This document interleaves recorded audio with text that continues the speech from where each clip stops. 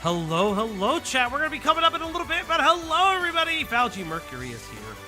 God, every time I get the Fauci Mercury shit. Is it because the mustache? Fucking. I was singing, chat. I was singing. And, you know. I was contemplating murder.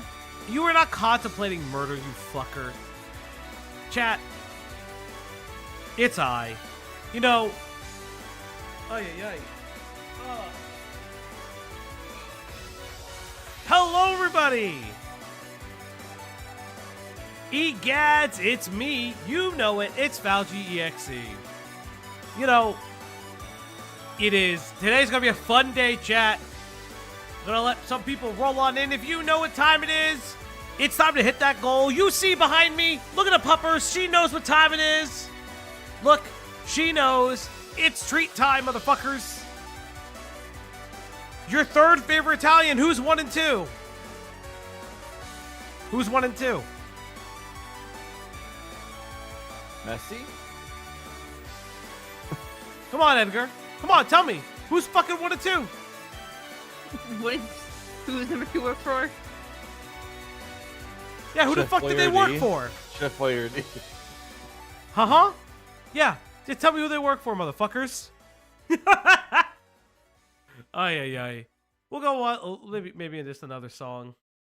Yeah, Chef No. Boyardee. I just said Chef Start Boyardee. now. Yeah, but that's not Edgar. You can't just... You fuckers. Joey Salad? Oh, I even... Salad. You made me turn the fucking Mario camera and off my Luigi. fucking... Mario Luigi. It's a me. Mario. Thanks for playing my game. Thank you. I know my singing is phenomenal. It's a me. Wow, Luigi. Hi, Greg. It's a Hi. Greg. Hey, Fauci, Yeah, what's up? did you forget to tell me what time we were going live? I added everybody. You did not say a time. Yeah, you didn't say a time. Okay, I added everybody with the thing. The last You time I did it, it not worked. say a time. And last time I did it, it worked. You did not say a time. I have things planned. Okay. Thanks. Bye. What? That's everybody's favorite Greg. Ay. Hello, everybody. Welcome back to the Op Block, your one-stop shop for research, entertainment, and some cultural news on the internet. My name is Fauci EXE. I'm your host. And joining me for a short time today, because they have something better to do, it seems. Well, Yeah, we got D&D. it's D&D, Hey, motherfucker, loser. we said we had D&D, and you could have rescheduled this for tomorrow. I couldn't reschedule it. We had to do this because I have a stream planned for tomorrow. But more importantly, hello, everybody. It's for a limited time only. You know him. You love him. It's Ash.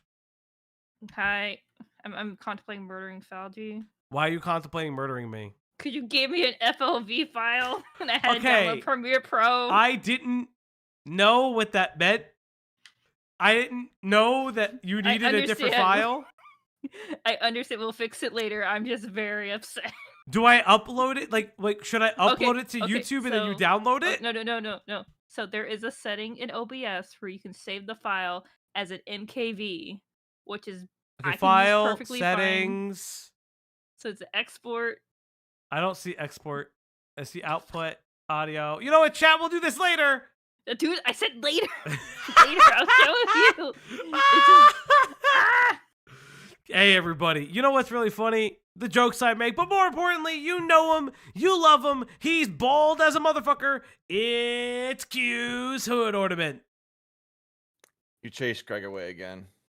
Did I chase Greg away? Or does did. Greg chase me? No, because you didn't give it No. time. Cool anime girl to the For 5. Ashes Destroy Falgi Fund.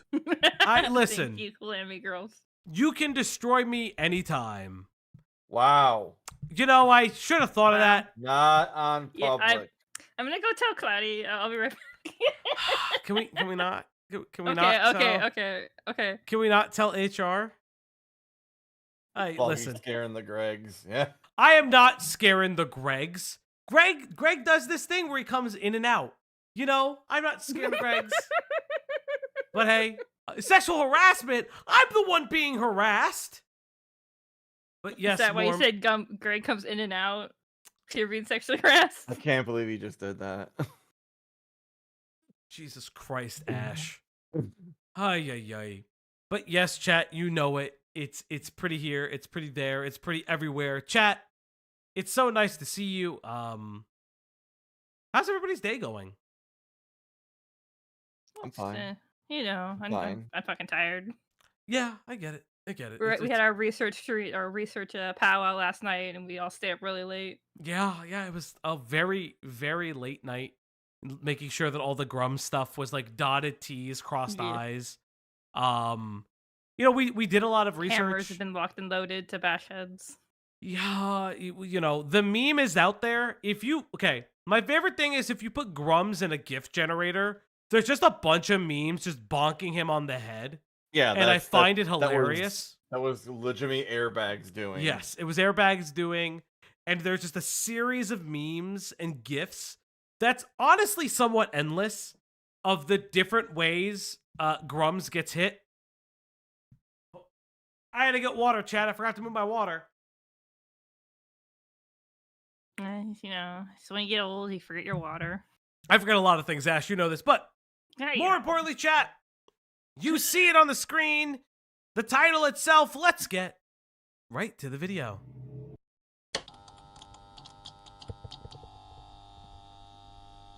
I can't see the video.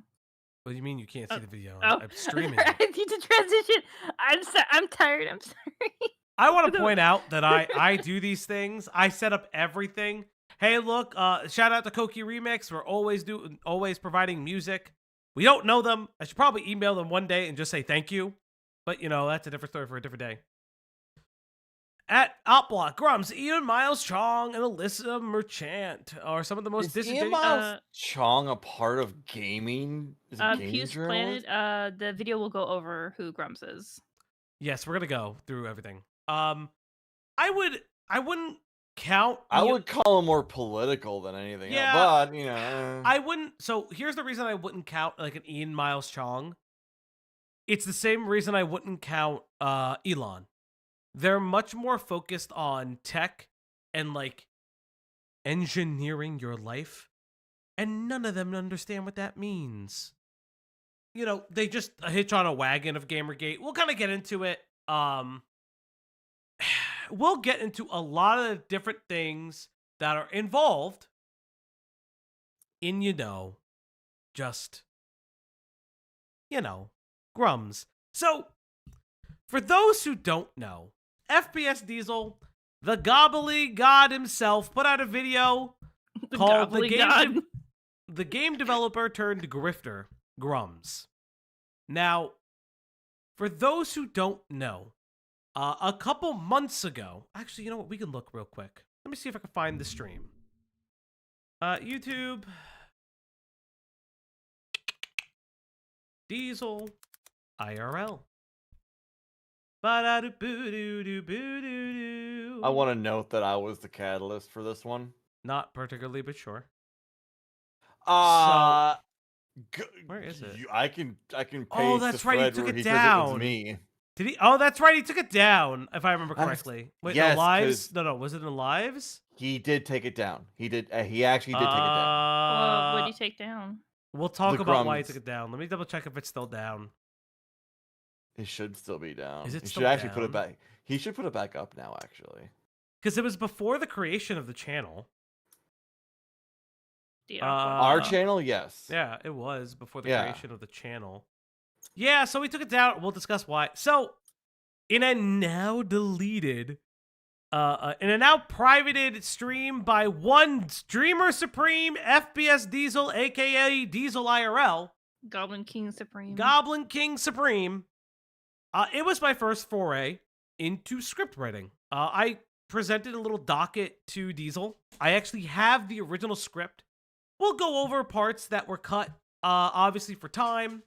We'll go over where the research is from, how we found certain things, and kind of go over just everything about Grummz. There are certain things that I really do want to talk about that entail how Grummz has reacted in the overall internet space his position, his lack thereof authority, and his weird pseudo rock star status. But without further ado, let's get into a video by FPS Diesel. Now again, I have the script for this entire video. How do I even begin? Grummz is an interesting individual. You can find a lot on him. Just ClearNet. He does a lot of tweeting, like a fucking lot. He's actually terminally online. I would say unironically, Grummz is terminally online. Grummz is terminally online. Probably has something to do with his divorce. Yes. Which he denies. He denies. Okay, so fun fact. We're gonna talk about it right now. Grummz is divorced. Hold up. We know he's divorced. The dog wanted to get out. Grummz is divorced. We're gonna say it right there. Mark Kern is divorced. I have seen the evidence for it. Now, on the internet, there was a lot of contention with if Grummz was quote-unquote a deadbeat dad. From what I can tell via some of the court documents, hey, November Ranger with the 5. Treats for the treat god, pets for the pet throne. I'm gonna go watch Morrowind videos. I hope the stream goes well. You know what? That's valid. That's valid. That's valid. That's valid. Thank you, Edgar. Does he live in a van down by the river? No, he doesn't live in a van down by the river. But no. More importantly, let's get some things off the top real quick. Mark is divorced. I've seen the court documents for it. He does not pay alimony. It's very important to note that a lot of people claim that he was a deadbeat dad. Because in and around, from what I remember, in and around the time that Mark's, aka Grummz' divorce was being brought up, coincidentally, a YouTube gaming lolcow, whatever the hell you want to call him, by the name of Low Tier God, his his fucking child support payments fucking came around, and now that man owes a lot of money in child support. Low Tier God owns a ton of money. Yeah, there's things about that relationship. Low tier groomer. There's things about that relationship that are not good. But maybe one day we'll do a Low Tier God stream. But more importantly, I want to demystify that. That'd be interesting. I only know about Low Tier God. It's just like the mods destroy him like gifts. Yeah. Low Tier God is a cow in his own right. But yeah, so I just want to demystify that real quick because he'll say that his wife's got money. In interviews, and I wish I could find it. I had it like a kept husband. He worked. There's multiple interviews. There's one with Tsar God of Akkad. There's multitude of interviews with specifically, for those who don't know, right-leaning video game channels. He's also been featured on Fox News and Breitbart. And we'll talk about that because it comes up in the interview. I do know that he scammed his team. We'll get to all of that. Yeah, he doesn't owe child support because his ex-wife is filthy. She's got money. I wouldn't say that she's filthy rich. I don't know. I'm sorry. I'll retract that. She's got money. Put it that way. Hey, T for the 2. Is this the type of stream I'll need a drink for? I don't think so. I'd like listen. I like the hope like not. A good laugh at someone's expense. Yeah. Sort of Yeah. stream. Well, this is definitely a laugh at someone. Yeah. And we're gonna go over the research and things like that. I wish I could find the interview. And it's gonna frustrate me that I don't know where it is, and I thought I saved it, and I looked up and I didn't. Mark has described his wife being a part of the patent for the coil for e-cigarettes. So she was a part of the stateside distribution for the coil on e-cigarettes. Which is which is interesting. Would mean that she is in some way loaded. I don't know how much. Obviously, in doing the research, we try to keep it focused on the subject more than their families, unless there's a specific point, which we'll also get to, because Mark's family, specifically his parents, become relevant again later, later in the stream and things like that, and later in this video. But again, I want to demystify a couple different things about Mark that probably won't be covered in this video, that I am just going to explain. If the screenshot isn't in the video or it's a section that's missing, I am going to focus on that, and we'll get there. So chat. Are you ready, kids? Can I get some ones in chat for the video? Oh, God. I kind of need an energy drink, chat. Q? What? Entertain the chat while I'm away. Okay, so guys, What's up? I'm not gonna be able to tell this story because I'm not gonna be here probably. So I'm gonna be DMing. It's a big deal. Mm-hmm. Are any of you aware with the recent Smash JT getting fucking punked? No, what's that? Is anyone aware of this? Because I want to tell the story before I go because it is funny as fuck. Go off, King. Tell it. All right, so Friday, Smash JT says that he has a story from an insider source relating to Assassin's Creed Shadows, and he's gonna make a video on it. He makes the video. Turns out the source, that Adminion, also quote tweeted Smash JT saying, "Oh, it validates what he's been saying." The source was McDrizzle, a known anti-woke shitter on Twitter. He came out and said, "I'm the source. I made all this shit up."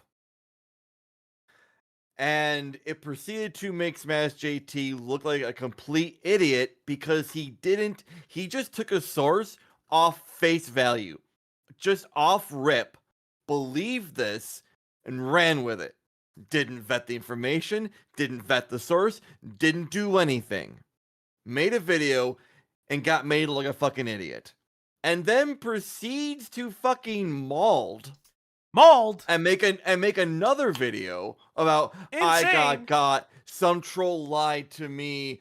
Oh, I guess the left's integrity, this is what it is. And like everyone is just saying, dude, you literally just believed a source and made a video without confirming the information. And you want to get mad at the person who gave you the information? It was to literally prove that you dudes just hear shit from someone who says, "Oh, I'm a source. I heard this from someone within BioWare, someone within Ubisoft, and just runs with it." And they just post the information. That was the point. That was the point of why McDrizzle set all this fucking shit up. And now everyone is going to have to go out of their way to run interference for Smash JT. And keep in mind, Smash JT is the same dude. And I don't know how much you are all involved in gaming commentary, but this is the same guy that gave a known scammer, $10,000 for the reinvention of the Amico, which was a Intellivision product. Yeah. And he got scammed out of $10K. He just believes, Tommy Tellerico. He just believes shit without vetting any of it and just believes stuff because it agrees with his internal narrative and ideology. So as a point of order, sorry, I at Uplock, have you seen that Rose Malay responded to Chris? No comment. You're gonna have to wait for a video tomorrow. So just to point out, shout outs to Killjoy. This is his ex-wife. It is talking about the vape industry and things like that. Just want to just highlight that for a second. I'm not crazy. Good for her, by the way. Like, more power to her. But without further ado, let's get into the video by FPS Desile. In August of 2014, a blog post called The Zoe Post spread across the message boards of 4chan and began a watershed moment on the internet. You know, fun fact, I don't know a lot about Gamergate. I do. So I had to I hate re-educate. that I know as much as I do. I had to I knew about it, but I had to re-educate myself for the purposes of this script, because the beginning of the script didn't initially have that. It was much more focused. One of the reasons why Diesel first found Mark Kern, it's not CERN, by the way. He will say it multiple times in the video. The reason why he found Mark Kern is that Kern, in approximately like July-ish of last year, started talking about the upcoming new edition for D&D, started constantly saying stuff about DEI, which is diversity, you know, it's diversity measures and all these things. And honestly speaking, it was very interesting to see him just weirdly complain about everything. Grummz also has a capacity, and often does, delete tweets. We'll get to the Veilguard saga a little bit. I'll explain why that matters weirdly, but it's very, very interesting. To restore ethics in games journalism and protect gamers' freedom of speech. This movement would become what we know as Gamergate. Towards the end of its initial run, a warrior for the movement would begin to emerge out of the fiery pits of his long-maligned West Coast Customs game bus. Mark Kern. Oh my god, the fucking game bus. Chat! Shout out to the fail bus. Shout out to the fail bus. Shout out to, oh my god, what's that fucking creator's name? Which one? Fuck. He, Nerd something. Nerd City? Is it Nerd Slayer? Which? Oh my What are god. you talking about? He does like deep dives into games. He uses like a PI motif. Oh, I think Recently- Nerd Slayer. Nerd Slayer. So I I think so. knew about the Firefall bus and all of that. Big shout outs to Nerd Slayer, who like was very good at compartmentalizing a lot of the things that I had found regarding Grummz's time at Red 5 Studios. I had found a lot of this on the internet, but it was nice to just reconfirm it somewhere. So it was a big shout out to them. They really like succinctly gave me a place to like make sure that I was getting all my facts correct. That's like a big thing. So for me specifically, when I do a Nerd City is a huge crash out. Nerd City's apparently back. I saw him in Chud What a Logic's. shocker. He was in Chud Logic's chat earlier today about the fucking Willie Mack shit. I don't want to go into that. I have so many like comments on that shit, but that's a different story for a different day. Thank you. God damn it. So I just want to describe some of the ethos when doing research and writing a video like this. So one of the biggest things is you're going to find a lot of information on the internet. You really want to make sure that you vet it and that these are stories that can be run and verified with evidence. The reason I obviously want to do that is A, you want to make sure that you're getting everything factually correct to the best of your abilities. There are some times that a story will come out that you struggle with for a variety of reasons, and there's a lot of either false information or falsified, or not necessarily falsified, but like, don't want to say doctored per se, but like word of mouth interpretations that have taken hold of the storyline that just kind of ape the truth. A very clear example with that, because I was listening to it like recently, is like a lot of the dream stuff where everybody says Dream is a pedophile, but there's never been evidence towards the fact that Dream is a pedophile. So it's all alleged nonsensical stuff. Yes, has Dream been weird with his fans? Yes. Has he done like weird things with the young and quite frankly minor creators that he worked with? Of course. And I've openly talked about the fact that I've never liked that. I look sideways at the parents in those instances as well. But it's never been proven, but it's always taken a very forefront part of the narrative. And that's something that you got to do when you are doing research, especially for a writing project, is source out which statements are true and which aren't. And it was really nice that I found a lot of interviews. Mark doesn't shut the fuck up. Really doesn't shut the fuck up. Okay. There's a Sargod of a COD interview. It's over 2 hours. Why would you? Ooh. I had to listen with a transcript twice. Oh, God. I did it once at normal speed and then once a little bit sped up. I was losing my mind. Yes. I gotta head out. I have to head out too. Bye, chat. We're going to solo it. Love you. I believe in you. I can solo it. I'm fine. Good luck, Froggy. Chat, I am solo for today because all of my friends are going to play D&D. But yeah, there's a lot of shit.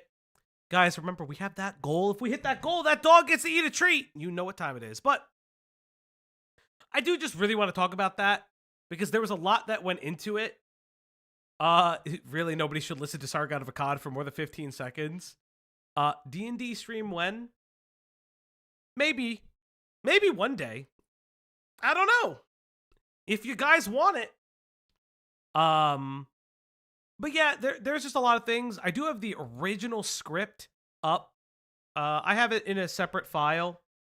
And we'll kind of get there. And we'll kind of just discuss a lot of this stuff regarding Grummz and just a little bit of the zeitgeist around him. AKA Grummz. I fucking love this bus so much. Chat, I will tell you about the game later.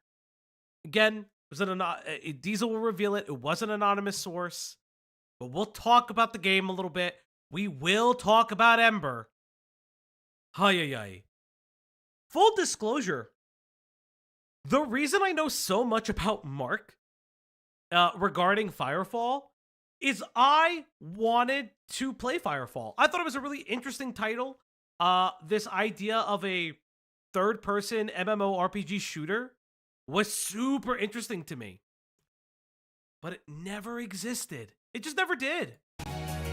Oh, it did. We'll get that. Cute, sexy robots. That's the artist for that. I follow them on Twitter. Nice. Over the last year or so, there's been a lot of buzz generated concerning Grummz's outspoken cries against diversity in video games, questionable reactionary tweets regarding topics such as Starfield's menus, and Dr. So we'll go to the hey, cool anime girls with a 5. Questionable reactionary tweets Remember, regarding chat, topics we such more have no one to protect us from Falgi. We must bully him, especially when he starts eating on stream. I haven't eaten on stream in a while, you fucks.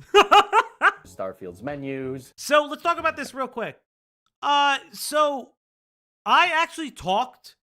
So in the process of this script writing, I talked to a UI designer. I'm actually close friend. I'm now close friends with a UI designer. You may know them as Design Wife. Shout outs to Design Wife. And we discussed this a little bit. Thank you, Q, for getting me in touch with Design Wife a little bit. Love them to death. Starfield's menus were not bad. They were just clean for the style. And so Grummz was in August last year, Grummz would go on the physiognomy of the starting screens. The start screen of a game can reveal a lot about how rushed the team was and how much pride they took in their work. Starfield's start screen either shows hasty shipping deadlines by a passionate team overworked or a team that didn't care. I want to point out something. This is rich coming from the guy who in his old office allegedly abused his workers. He would write, and Diesel goes over this, but I do want to just highlight how fucking rich this is from the guy who would delete weeks of work in a night because he wasn't happy with it. This man is bizarre. This man is weird. Didn't he steal breast milk from the fridge? Hey, listen, it's unsubstantiated, but given the work climate at Blizzard, I wouldn't doubt it. But again, that is an unsubstantiated thing. From what I also understand, the Cosby suite would have been after his time at Blizzard, kind of. It's like a whole, like, there's a weird transitional period for Mark, and I will highlight that when we get to it. And Dr. disrespects the age of consent conversation. Oh my Christ. This man defended Dr. motherfucking disrespect. Oh, for those who don't know, the Cosby Suite was a thing at Blizzard where they would make jokes about Cosby. It had a picture of Cosby on the wall. Apparently, Riot Studios also shared that suite. I found from like insider information, which is very fascinating. Allegedly, Riot actually used it more in the later years, so meh. So this is Grummz saying Dr. Disrespect just made a public statement confirming the Twitch settlement was about text messages, but of a casual nature with nothing illegal. I want to point out, Dr. Disrespect admitted to texting inappropriately with a minor. Now, we at this time have never and probably will never see those text messages. There's a variety of reasons and probable issues with that, from potentially the victim not wanting them to be released, or failures of Twitch's moderation staff, which is what I also think. I personally believe whatever team that was set there failed and tried to take matters into their own hands, what led them to legal litigation. I don't have proof of that. It just kind of seems that way. Furthermore, they had a contract with Disrespect. Listen, you can hate it. I don't like it. I think it's fucking weird and gross that this man was texting a minor, allegedly, inappropriate things that would get him fired. But, you know, it is what it is. And Mark coming into this conversation being like, oh, well, it was a casual nature. I know there's a lot of discussion around this about adults' access to kids and things like that. Oftentimes, this is used to malign those of the LGBTQIA plus communities, specifically teachers and other people like that. I have my own private history with that. I had a teacher in high school. I went to a Catholic high school. He was not necessarily openly gay, but it was an understood secret. It was more of a don't ask, don't tell thing. And unfortunately, he was fired because they found him in a gay soccer league. And it sucked. Thinking about it today, it was quote unquote drama at the time. But again, that's the type of talking point that goes to that. All of that to say that's not what happened. We still to this day don't know what happened. Allegedly, YouTube knows, and other streaming sites know, as reported by Slasher and the Rolling Stone. But we don't fucking know. We don't know. But neither does Mark. And also, he texted a minor. Why are you defending this guy? Why? Just why? Do gay soccer leagues exist? From what I know, that's what happened. Maybe there was more. God only knows. I mean, listen, there was worse things that happened at my school. Maybe one day I'll tell that story. And easily falsifiable tweets. But why does Grummz hold so much weight in the gaming community? With his large Twitter following, does he have a way with words that we have yet to grasp? Or does he cater to the most reactionary denominator? Okay. I know Diesel isn't here. He gave me this note recently when he was doing the video. He's like, Falgi, you use too many big words. And then this motherfucker will use fucking big words later. He'll fucking say Machiavellian. And I'm like, you motherfucker. And cause like this was a cool moment for me. I'll say this. It's really interesting writing a script. Yes, we could talk. Okay. V-Monkey, you bring up a really interesting point that I'm going to touch on a little bit. It's really interesting seeing a script be played with somebody that you wrote it for. I workshopped the script with Diesel. I workshopped it with my friends at the Op Block. It was very interesting writing for somebody who kind of speaks similarly to me, just like from a different reference point, because Diesel's a little bit more well-read and well-versed in internet lore comparatively to me. Diesel clearly has read more books than me. I wish I could get back into it. My ADHD is bad. But more importantly, I think it's just really, really interesting seeing this. This was really cool for me. I get it. This is a really personal stream. But it's fun. V-Monkey, you talked about with how much Grummz tends to be a champion of Lolly, I have guesses why he defended Dr. Disrespect. Grummz loves the belly button.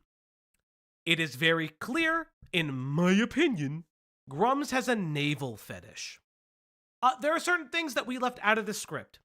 One of the things that I purposely left out of this script was not only some of his gooner shit, but specifically Stellar Blade. Let's talk about Stellar Blade a little bit.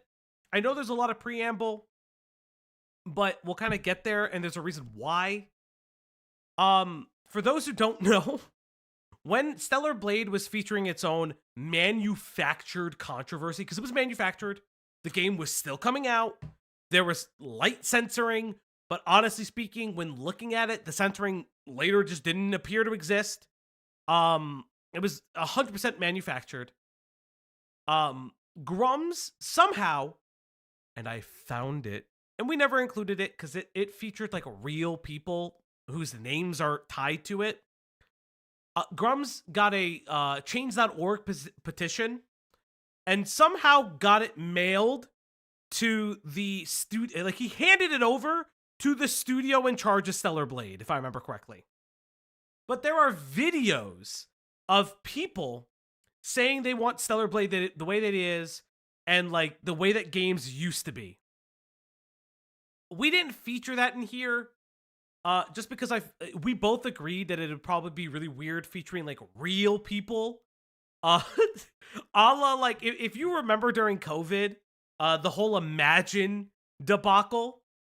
For those who don't know, like during the COVID, a bunch of celebrities started saying Imagine together, and it was fucking cringe.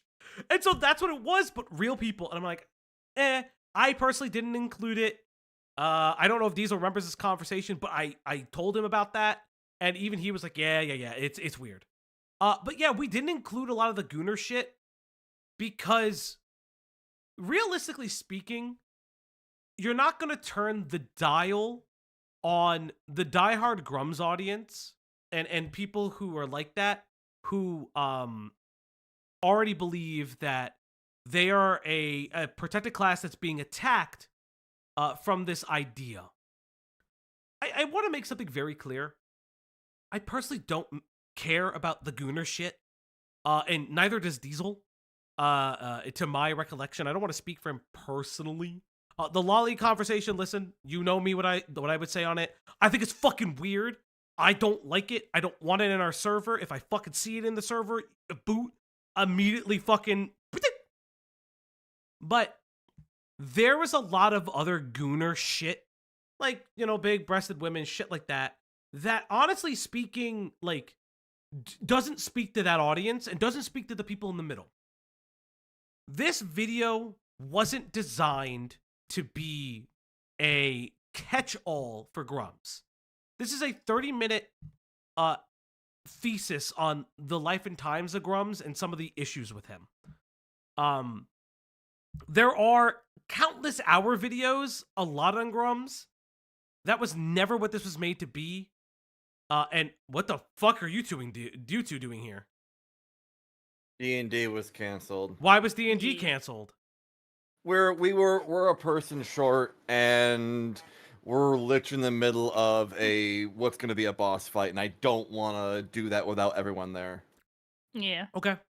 And it didn't seem fair, so I'm like, well, let's just go help Falky. You're not helping me. I'm actually doing great. You can leave. Oh, fuck you. Wow. I'm gonna be here anyways. Chat, do you want us to leave? You guys can leave. I'm doing great. But so you guys are coming in. I'm just explaining why this video is the length that it is, as well as like why we left some of the Gooner shit out. But yeah. We need you. Thank you, clan. You motherfuckers. So let's examine Mark's past achievements and how we have our self-proclaimed, quote, savior of vanilla WoW.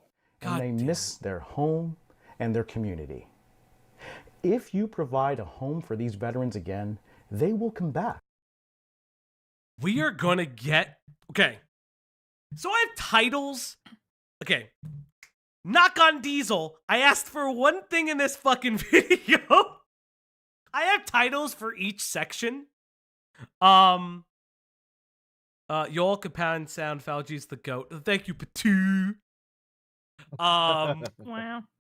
So I have titles for these sections. So the title for this section, so here's a tweet that wasn't featured. Can I open this on a different tab? You know what? I'll actually put it up in here and then pop it back out later. So here's a tweet that wasn't featured that I put in the script. Let's see. Did Twitch bait Dr. Disrespect by pretending to be a minor? This is nuts. So that is like one of the tweets that Grummz would put out. I just have that. Which is a secret minor. What the fuck? Yeah, you know, again, very reactionary kind of tweet. I had that briefly on the screen. I do apologize for anyone who's like, oh, I want to see more of it. No, because I have to put it separately for right now. But yeah, there's like a lot of stuff in there. And so, okay, let's talk about it. I called this section of the script something very interesting.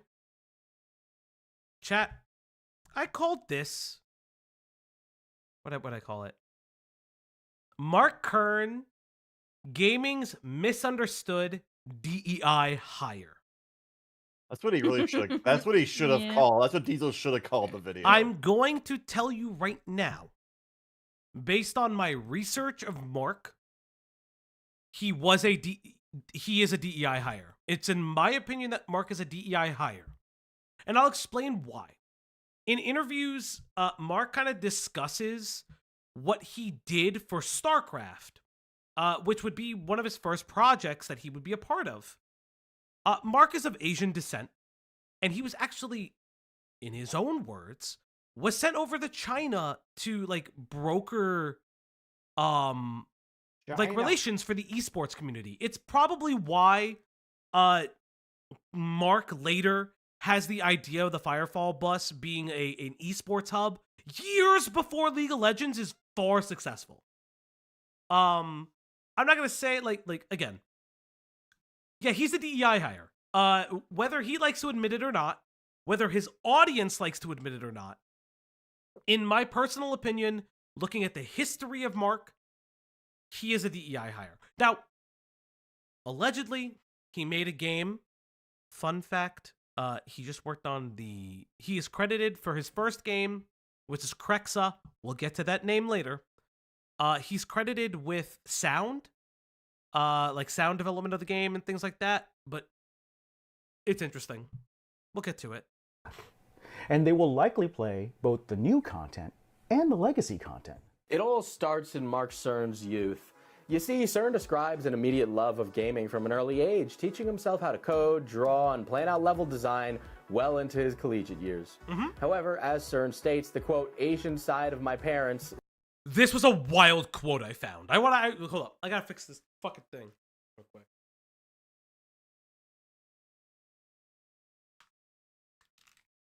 I think this quote is like actually also on the Wikipedia. This is a wild quote. Oh, it's the Asian side of my parents. If I remember correctly, let me just double check about Mark's background. Just because So Mark was born in Taipei, Taiwan. Oh, it's not on his thing. I think it. You know what? It might be in the Sargon of Akkad interview. God, I took a lot from that fucking interview. I'm not surprised he fucking interviewed by Carl Benjamin. Oh yeah, no, that was a literally, it's a super long. I could even. Did he have his VTuber thing in there too? No, this is early. Okay. So if I could find it, let me look up YouTube real It's quick. kind of like the sad, lonely person who's kind of a loser, where they like Jar, where you just want to I want to talk to everybody, whoever, like anybody, everybody, anybody. So I have no friends. let me see if I could find. Oh my God, Sargon of Akkad. How do you fucking spell his name? Just Sargon of AK whatever. It'll fill it in. Okay, I found the League of Gamer thing. We'll get to it. Does he not have it anymore? It's been a while, so I don't know. I don't know. Maybe I can learn it a different way. If I can find it, Research doesn't have his research ready. Was the world's It wasn't the research. I just couldn't. I don't remember where it is. I'll look for it later. Said it was time for law school. Oh, that's right. He was also. I never went over it. He has a 3-hour interview with Rikita. It's 5 years ago. 5 years ago, he had an interview with Rikita Law, and I didn't really care about it. I couldn't get through it all, the Sargon interview. Yeah, Vincent, it exists. I listened to it twice. Almost 3 times, because I had specific quotes. Where is it? I'll find it later. But yeah, it's very, very special. We'll get into a lot of his lore, but yeah, let's continue. So off I go. In interviews, CERN notes that he obtained a bachelor's degree in cognitive science with a concentration in artificial intelligence. This starts what I would call the many white lies of Grummz. Yes. So let's talk about this a little bit. Mark likes to fancifies? We'll just get there. Dramatize. No. It may be dramatized. No, he likes to, God, I can't think of the word for it right now. Oh my God, I can't think of the word for it. Yeah, whatever the fuck. Embellish. He likes to embellish a lot of his, self-mythologize is perfect. Grummz' self-mythology is actually insane. Embellish, guys, I do need a thesaurus for different reasons. I probably will buy one actually. There's a lot to Grummz. There's free ones online. I know, but I like having a physical one. I like physical books. Yeah, I should show you my bookshelf. But so this is part of it. There is no AI concentration at all. I even looked up the college. I looked into the college and I could not find it. I was annoyed, but I found his LinkedIn page, and let's see what's on the LinkedIn page. As there was no concentration in AI, nope. Nor was this indicated on his degree back in 1992. No, it wasn't. However, his particular interest in Anime Club is profoundly... So, activities and societies, Anime Interest Club. Now, it's important to note that he got a cognitive science concentration and then would then go into intellectual property. Now, I have no doubts that part of... Oh my God, my hair today is slippy and slidey. Don't say it like that. So, yes, New York. He went from New York to Boston. We'll get there. From what I remember. I have no doubt that at a certain point in time, Mark was interested in AI because of his general interest in technologies. But there is no instance He probably took AI courses, potentially. But there's just nothing. That's not my slick back hair. I actually need a haircut, chat.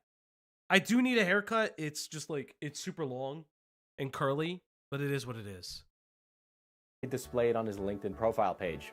Kern would later graduate with a law degree from Boston University, concentrating on intellectual property and copyright law, which became a recurring theme throughout his career. Chat, what if I told you this motherfucker had like 40 plus patents at one time, and 40 plus trademarks at one time when he was working under Firefall? And what I will say to that is, we'll get to some of the stupidity of it. You may just see something very special later in this video. A special music video. I hate that video. That video is hilarious. Did it fall under trademark trolling, Falgi? Not necessarily. The best way to describe Mark is that he really saw himself as a rock star of gaming. He really wanted to be a renaissance man when it came to production, when it came to his own company, and a lot of other things. That was what I found in my research. So the thesis, obviously starting, when you do something that's a little bit more investigative, you don't necessarily, so typically in like conventional news, there's a delineation between how you address a story. And there are gray areas to that. I do want to make note of that. But specific gray areas, I got told that I need to stop saying we will get to that. It's one of my favorite things to say. But more importantly, when you look at something from an investigative standpoint, you look at the how. You look at the how versus the who. Conventional reporting literally does who. There are gray areas to it. How does an individual get there? How does an organization do specific things? Versus the who. Who is this person? There are specific things I have been reading, chat. I am not a quote-unquote journalist. I am just an enthusiast that has been reading a lot recently. But the how is more interesting. Yeah. I would agree. And that's kind of why investigative reporting is interesting to a lot of people who do news organizations. There's nothing wrong with conventional reporting. We do it here too. Digital journalism is digital journalism. We are not journalists, by the way, but it's important to like look at what digital content creation is when it comes to news. Is we blur the line between the two, because obviously sometimes we will cover emerging news, sometimes we'll cover investigative news, like we did with the Rose Malay stuff, where we are trying to confirm or deny the statements that she's making, looking at, okay, how did this video get disseminated? Things like that. And so the way content creation happens is a little bit more blurred, but it's super interesting to note that. Let's get back into it. States that throughout school, he was still working on games on the side. His earliest credit was for art design for Star Reach, a DOS game published by Interplay in 1994. He then states that he started a game company during the dot-com boom, whose games were contested by Bungie and Blizzard. Kern would take a deal to work with Blizzard. So it's really important to note that this game actually never saw the light of day. It was originally Crexa, if I remember correctly, and that game actually never saw the light of day. It was shopped at Blizzard, and Blizzard just didn't make the game. But they still offered part of the team, from reports that I could find, offered part of the team to come on to Blizzard staffing, Mark being one of them. Mark would say that he would take a deal, even though the game wasn't being published. It's actually a really important thing to note. That again, a self-published game that never saw the light of day. In 1998 as an associate producer for StarCraft. Hey, remember when I said that he's a DEI hire? So what I could find regarding some of the StarCraft history in his personal testimony, and like what I can just search, because he was also credited with like manual production. This is where it gets a little bit confusing. Mark says one thing, his credits are another thing. So in StarCraft, to my recollection, he is credited with working on the manual. For those who are old enough to remember, games used to have manuals. You used to be able... Don't remind me, the good old days. Yeah. Well, we're not even old enough to have the real good old days where the manuals used to tell the story for you and used to be very digged what are you into. talking about? Q is? Yeah. Well, like we were at that, for me, I was at that like that point where it started to die out, but I still had some good gaming manuals. But yeah, from what we can tell, at one time he was like credited for the manual, but then he says that he was brought to China to shop the game for esports, because, and this goes into the StarCraft 2 lore. It's very, very weird. And again, Grummz is never... he tells the same story, but just embellishes a little bit more. And it's very poignant that Grummz is the only one stating these roles. No one from Blizzard has talked about him this way. Especially when it comes to WoW. And we'll get there. Much of his role in development is first-person account, but he would proudly identify his crowning achievement as the completion and shipping of World of Warcraft. Let's talk about this. I will get into it. What has Mark said about completing WoW? I don't remember if I put it in the script, so actually let me make sure I don't cut Diesel off. Did I put it in the script when we get to this point? Let's see. WoW, Messianic team lead. Yes.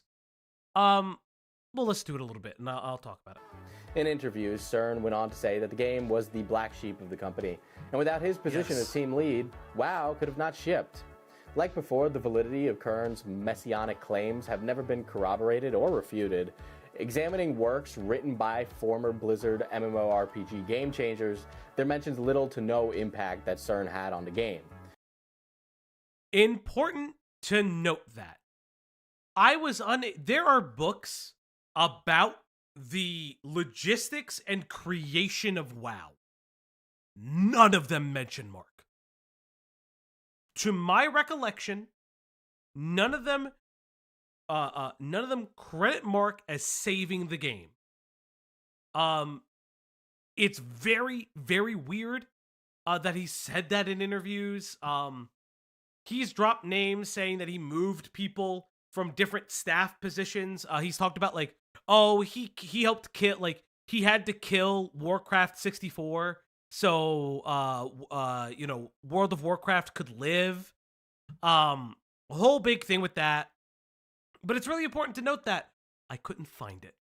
Now, again, always take this with a caveat of salt that I could be wrong. Any of us could be wrong, but myself, and then as time progressed, some of the other ops got engrossed in the reporting and the investigative process. This was about it was a couple months of investigation. And there's reasons why the story kept changing. Mark doesn't stop tweeting. He doesn't stop getting into... He never stops tweeting. He just tweets through it. He never stops getting into personal controversies, which is fucking bizarre. But yeah. In my research and from private testimony from anonymous sources, CERN's role was nothing more than that of a middle manager, more focused on the money and marketing part of the game rather than the coding and gameplay savant that he portrays himself to be. Exactly. However, the most curious thing is how his departure from Blizzard changed depending on how grandiose he felt. This specific section, I have heard Mark tell the story 4 different times, and each one gets a little bit like, there's a part of the story that just gets a little bit different. Thank you for the Moby Games thing. This is his Moby Games thing. Again, he's a team lead. He's worked on Diablo 2.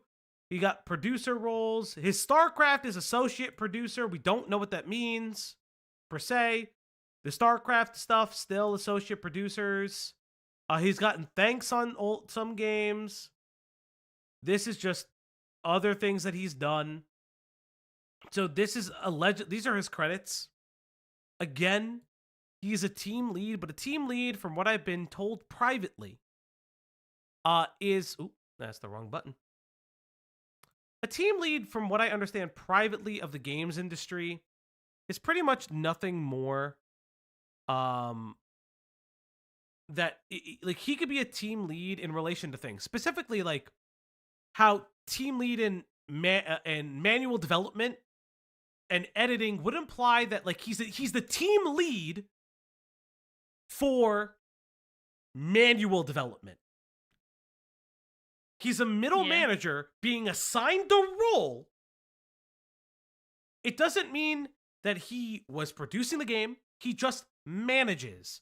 Now, for certain parts... like, people like the stuff their CV. I mean, he technically could be a leader, but, like, he's not the leader of the Ember, game. He's thanks a leader for the of a part of the game. Like the stream, cool face, thumbs Thank you. up. Please like the stream chat. We Like are the trying to stream get to the chat. goal. You have 2 more hours on the goal. If we meet the goal, that puppers gets a treat. He has middle manager syndrome. Yeah, he does. And it's really important to note that it was very interesting to find that. Again, if Grummz can get testimony from former Blizzard staffers, I'd love that. I will say this is not a knock on anybody, but it was kind of difficult getting in touch with people because people just don't... If I'm going to be honest... They don't want to talk about him. They don't want to talk because the way Yeah. his fans are. His It's fans are cringe. fucking rabid. Yeah. And because Mark will do whatever he can to validate you, validate his fans' views, because that's all he fucking has. Yeah. You'll never see Mark go on someone else's stream and actually press him. He Yeah. goes on streams that validates that is already preconditioned to agreeing with whatever Grummz is going to say. Right. And like, that's like a big thing. And again, this is not knocking anybody who didn't want to be a source. Some people just didn't care. Some people just didn't want anything to do with Mark. Some people just didn't work with him. And that's like really important too. Some people just didn't have anything necessarily nice to say, but nothing necessarily bad to say. And I know a lot of people are like, oh, why aren't these former staffers saying anything? Listen, at the end of the day, people still work in the games industry and they want to keep their jobs. You shouldn't really harp on them for that. CERN embellishes that due to layoffs that occurred months before the release of WoW in 2004, Oh my god, this fucking was story. Blizzard's parent company at the time, Vivendi, and did not reportedly affect the Blizzard offices. He was growing. Vivendi had layoffs. Blizzard did not. When I did research on it, I looked up these specific layoffs. I looked up the story on them. Oh my god, my hair today is doing what I think it's my... Oh my god, SMJT, don't say that. No. Yeah. Yeah. Yeah, Whatever. From what I could tell from articles, it was Vivendi. And specifically in the mass layoffs, they highlighted that it wasn't supposed to touch. Hey, T, thank you for the 5. Why do you make the first goal 10 teal chats this time? Isn't it normally blue? Is this another example of He's grifting. scamty? Fog is Anyways, grifting. must feed He's layer, grifting. dog, 2 hearts. It has been teal for the last month. Reason being is that you guys would hit the goals too quickly, and I would have to give her so many tweets. I love you guys, don't get me wrong, but I love this dog more, and I gotta slow down the treat giving. Yeah, I should we should have where I show myself giving my cats treats at some point to kind of like offset it. Yeah, right. More importantly, but yeah, from articles that I could find, the Vivendi layoff was not supposed to affect Blizzard Studios and specifically the World of Warcraft team, because the game was gaining traction and fervor like instantly. Just important to note. tired of the corporatization of games and that the passion for art making was lost. Yeah. When asked to lay off his staff, Kern proudly recalls, quote, "I told the executives that we can't do that. We're a family at Blizzard, and don't just fire people haphazardly." 6 months after we shipped WoW, and I'll never forget the moment that I made that decision. It was actually 6 months before I left. Ugly. They They make a model that looks so much like you, but like Why? you have like the cat mouth. Philosopher, Why thank are you for the you 5. so afraid second getting of to see going Kitty get on with a treats. camera? There are interviews that he does go on camera. I'm sorry. say this. Why? So I shouldn't say that as someone who hides behind a fucking PNG. Ironic, right? No. What I'm saying is that his face is already known. He's been on videos. Like, if it'd be one thing if no one had ever really seen what you look like, but people already know what you fucking look like. So why use the VTuber? I don't Maybe get his it. bald spot has gotten worse. His hairline has receded very badly. Okay, so he's just self-conscious. Okay, fucker. I will say this. To Mark's credit, he does show his face in other interviews, things like that. Not recent ones. I would have to look again. Like all the ones of him going in Eric July, of him going in side scrollers, of him going to talk to when he interviewed the lawyer who was defending Smash JT against the Alyssa Mercante thing. Mm-hmm. He was talking to the lawyer with his VTuber model. Oh, yeah, so again, yes, he has used it. Again, he's shown his face. We'll get to all of that. I want to point out this interview. This was a later interview. I want to say it was like within the last 2 years, if I remember correctly. I do actually think I have it in the script. I could find it. Give me 20 seconds.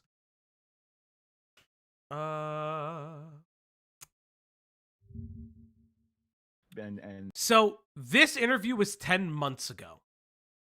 This is why I want to highlight this. Slightly recent. In other statements, Mark would discuss that he was burnt out from the crunch of creating WoW. He would talk about that he didn't want to be under management anymore, that he wanted to start his own company. So the story would change how important Grummz wanted to feel to an audience and how kind of just moralizing and aggrandizing he wished to be. And that's a really important point of order where it was something that I kept finding when working on the script and working on the research for this script was you can tell over time Mark begins to play to the crowd around him, which is, at the end of the day, you know, they're taking our games away from us. We need to fix it. It's very, very fascinating. I will say that.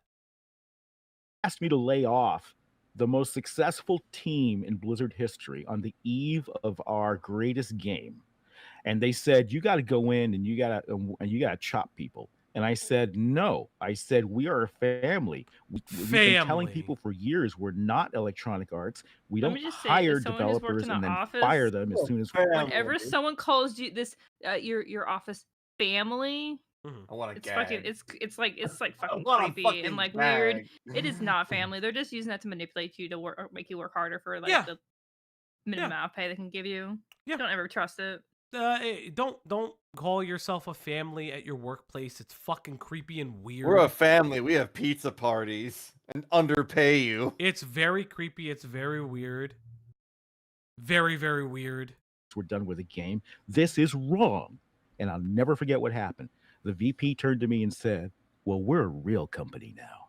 Wow. Oh. Wow. Oh, I see. Time. Well, Mark, I wonder what your leadership style would look like in a couple years. Have changed now that money is here. Okay. And that's when I started to make my plans to leave. 6 months later, I sent in my resignation letter. As the next one. They asked me, the CEO and founder called me back, said, what could we do? You want a sabbatical? Yeah, sabbaticals, Mark. How many sabbaticals have you taken in the last 8 years? We'll get to it. There's other parts of this script. Yeah, let's just get for to a it. year. What can we do? And I said nothing. I'm burnt out. Yeah. I've got 2 Blackberries going off with messages about WoW emergencies every day. I need a break. So that's when I left. So it's interesting. He includes the burnout. You see how he puts a little bit of a truth in with a little bit of fanciful ideas? Oh, and we're a family. I can't believe they asked me to do this. We're a family. But then he puts in, yeah, but I was burnt out. Which what he was. In earlier interviews, he would discuss that he was burnt out by the game, that the layoffs did, like, kind of like, the layoffs was just a catalyst, but he had already been considering leaving prior to the layoffs. It's very, very important to, identify that. That makes sense. That makes sense. Well, as heroic as CERN sounds, he is still very differently telling of this. Describes taking time off for collective crunch of making WoW and wanting to leave the games industry altogether. Other interviews still have another version of events where he wanted to strike out on his own in the MMO genre immediately. Yeah. Whichever you believe, CERN left Blizzard in 2005 and never kept their name out of his goddamn mouth. He never really did. CERN and other former Blizzard staffers ended up founding a new studio, that being Red 5 in September of that year. At first, CERN was listed as the CEO and later added the Chief Creative Officer in 2008. Not much is known about the studio's early days. So really important to note that for like 3 years, the studio was doing nothing. About 2-3 years, no vertical slice, maybe shopping games around, probably some conceptual work. But I was very curious to always be like, so did they do anything? Were they supporting other studios? Where there's like, I couldn't find jack shit. Which was very interesting for a self-published studio at this time in the games industry, where like Steam wasn't really like a big thing. Even GOG was really in its infancy. It's very fascinating. Like, obviously they were, these things were existing, like online marketplaces, but there was a very big lack of just like the presence to the Overton window of like the average consumer, because at this time PC gaming was still hard to get into. I don't know when Steam existed per se. I just know that there's like a time where the boom around it became a thing. Yes, Lost Coyote says it pretty well. Indie games were just becoming a real thing commercially. Yeah, like typically you would have the first indie game that I recall. Mm-hmm. God, I think it was like Castle Crashers. Well, that's the thing. The one that first became like really big mainstream. Well, that's an interesting thing to say, because it's like the Xbox Live Arcade was really kind of a turning point in gaming history for console gaming for the indie market, like Alien Hominid, because like a lot of at the time what you would now consider indie games. Yeah, Xbox Live Arcade was was really the catalyst for indie gaming. Yes. The Xbox Live Arcade that we know of today really came from Newgrounds and other types of Flash game adjacent websites. Rest in peace, Flash. Addictinggames.com. What was the game that Phil Fish made? It was sort of the Z, I think. Oh, yeah. Yeah. I fucking remember what the game was called. I remember, because didn't he have like a crash out moment? Yeah, he did. He had like a crash out thing. Has he ever been back? Fez. That's what it was. Has he ever been back? Not that I can remember. God damn. Womp womp. Especially without a single release project to their name at the time. But curiously, they did start a Shanghai office in... This was interesting when I looked it up. Red 5 started partnering with Chinese media, like Chinese investors. And I found that very interesting, because that always, in my mind, it rung back to some of the things that he was tied to and related to like the StarCraft stuff, going to China, allegedly going to China, marketing the game by his account. again, very, very interesting things that were a part of the story. 2007, only to close their doors in 2010. Around the same time, a Chinese gaming company, The Nine, would invest $10 million into the company that still needed to produce a single game. They hadn't still produced the game. Want to point that out. No game exists yet, chat! Nine had hoped that partnering with Red 5 Studios would broaden their Western appeal and vice versa. And if you think that this is the end of China's involvement in the story, you'd be sad. China! China! China! Oh, China! Sadly mistaken, but no spoilers just yet. This is where Firefall enters the discussion, and it was a much anticipated open world, first-person sci-fi shooter that was supposedly to put Red 5 Studios on the map, and for good reason. CERN spared no expense to actively market the game, and having the... This marketing campaign is very fun. Yeah. And we'll get there as to why. Most eye-catching booths at events like Fauci, if you go back to the credits page, he literally been credited in gaming since Firefall. Yeah. GDC and the now defunct E3. CERN saw himself... Rest in peace, E3. That hurt me putting that into the script. Because I know GDC technically still kind of exists. But E3 dying... So, it was always... I will say this. It was always a small little... I don't want to say dream, because dream feels like fucking hyperbolic and like weird. But like it was always a small little fascination that I would have loved to go to an E3. I really wanted to go to E3. It was the 2018 E3 where they were showing off Fallout 76. It was really cool because they had like a whole like booth that was themed after Fallout 76. You got like a T-shirt. You can get like a Nuka-Cola bottle. I want you to suffer. No. I want you. You're gonna make Cloudy very jealous by saying that. Yeah, you are. For those who don't know, that's her. The Fallout New Vegas, best game of the year every year. Best game every year. Best game of the year every year. Yeah. So from what I've heard, 76 has gotten better. It's gotten somewhat of a No Man's Sky treatment. Still not good, but not terrible or in the state it used to be in. But yes. I have friends who play it that they feel it's a lot better, but it still has some issues just with the monetization of it.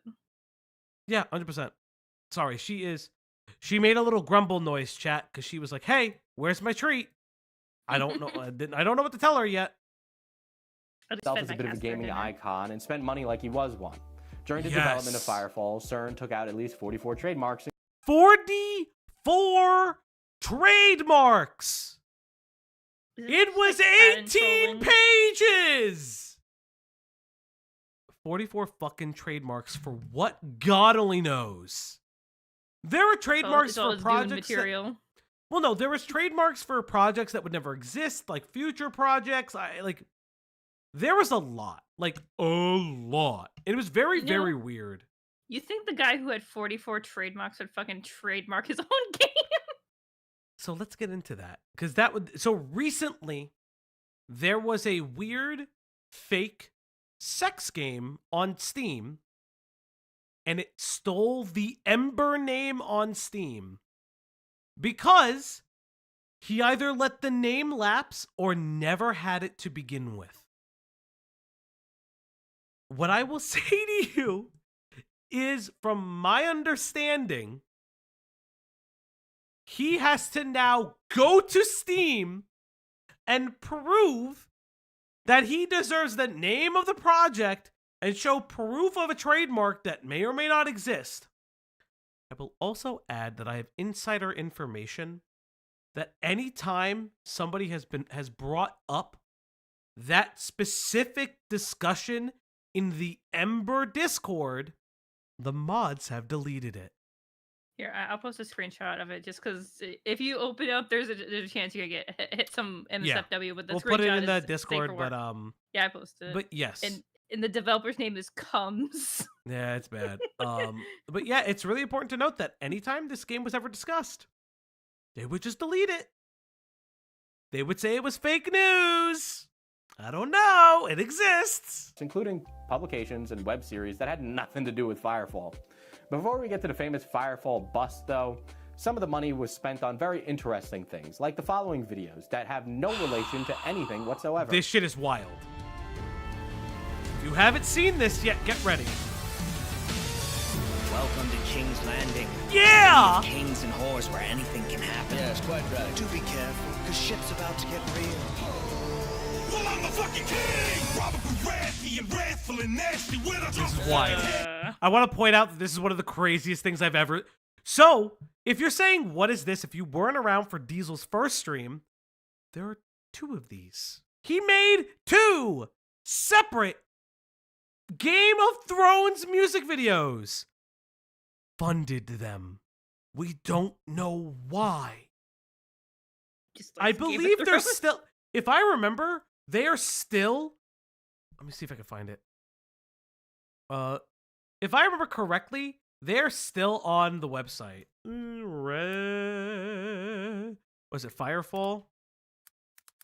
That's what it's called? Firefall game. Hey, Red Rob. Yeah, Nerdslayer Studios is the one that made it. Can I find the thing if I am going fast?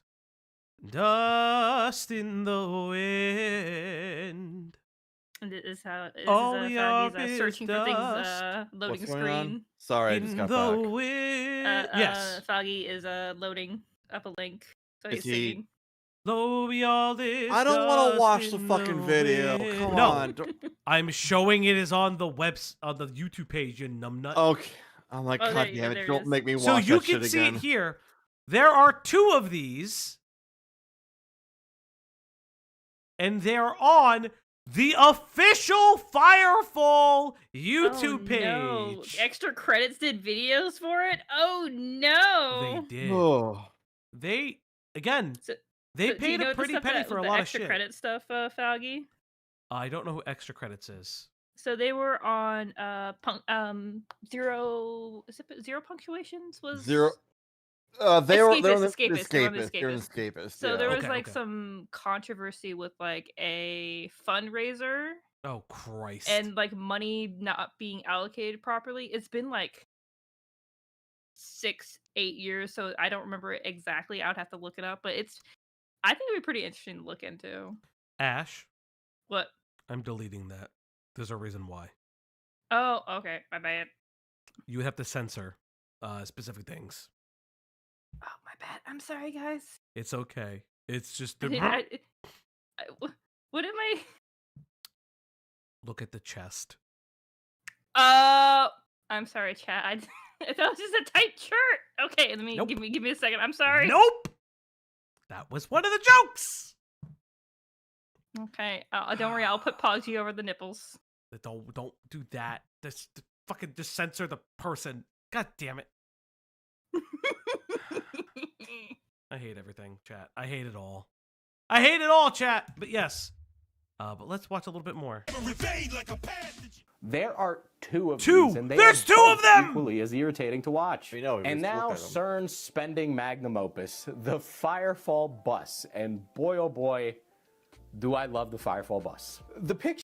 I love this thing. This thing cost this man so much Millions. fucking money. The everything, what you're seeing right now is a $3 million esports. Okay. So, I want to just figure something out real quick. So, let me see if I can find it. So, we know, inflation calculator. What? No. We're going to do it real quick. Inflation fetish. What? US dollar. Pyrocynical. Oh, God. What the fuck happened here? So, let's see. The Firefall bus was made when? What was the Firefall bus? Fuck. That was like, was it 2012? I have it in the 2013? script. 20. I thought 2011. Firefall bus was... No, it was 2013 because it got fired that same year. Spoilers. Okay. 2013. Oh, come on. So 2013 to today, and this was $3 million. Calculate. Oh, that's 300,000. Excuse me. There you go. There you go. Today, the bus would be $4 million. Oof. Today, that fucking bus, that piece of shit bus would be at least, at the minimum, $4,000. That's not including 4 million. 4 million, excuse me. That's not including any issues with pricing, any issues with anything that is like tied to the technologies that are present now or what Mark would have put in. We have no idea what this would cost now because that is a rough estimate. This is this thing was stupid. And mobile development hub brought to you by West Coast Customs. God. Yes, the Pimp My Ride guys in 2013. Yeah. Remember that League of Legends had just established its esports system and would not experience significant growth for another 2 years. Imagine. Now, Chad, I want you to think about it real quick. Think of where League of Legends esports is today. We were years away from that. At the time this bus released, because this was a big thing, for those who don't know, in Firefall's development cycle, it was a big thing. Esports was like a huge portion of it. So that's a big thing. And this was made years before the esports boom would really exist. Now, there's arguments regarding that. There are some games like StarCraft that you would argue that StarCraft did the esports boom, and I would agree to a certain point. But in my opinion, League of Legends really crossed over into the zeitgeist of internet culture at large, as well as even transitioned out of just internet culture. Think about where we are today with League of Legends. They were at least over a decade off that. We are in 2025. They were a decade away from even touching it. Years. Mark Kern, ever the rock star that he is, believed that it was time to capitalize on the market and strike while the... Thank you for saying I'm correct, Phobia. Love you. Yeah, it's crazy. Like it is actually insane. Like but full disclosure, played League of Legends in college. You know, we touch it from time to time as a group. Only because Diesel has played it. But it's very interesting that like the MOBA generation of games for esports was huge. Yes, you have the FCG, FGC, fight game community, FGC, personal favorite. Yeah. I love fighting games. I'm very bad at them, but I love them. I love watching them. But yeah, this was. I try to watch Evo every year. Yeah, I love Evo. I want to go to one, but oh yeah, this was so far away. And Evo was like a small thing. Even like it was big in the community, but fighting games was probably the most accessible at the time. Iron was hot. CERN was later fired the week before Christmas in this motherfucker got let go the week before Christmas, like 7 days before. December of 2013. It was insane. CERN explained that he stepped away from the company due to Chinese investors taking over. Still, AMAs of unnamed Red 5 staffers paint a much different picture. CERN faced allegations of overspending on promotional campaigns for Firefall.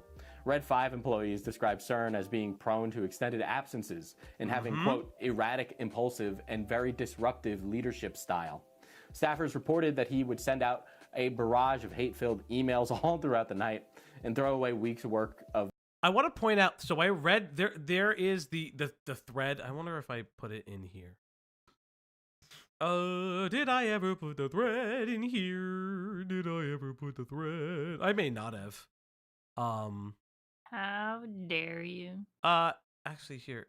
I don't think I actually put the thread in there. I wish I did. I guess I was stupid enough to not. But what he does have is the buyback thing. We'll get there. Development, despite rarely being in the office and overseeing the project. He referred to his time at the company as his, quote, Kobayashi Maru.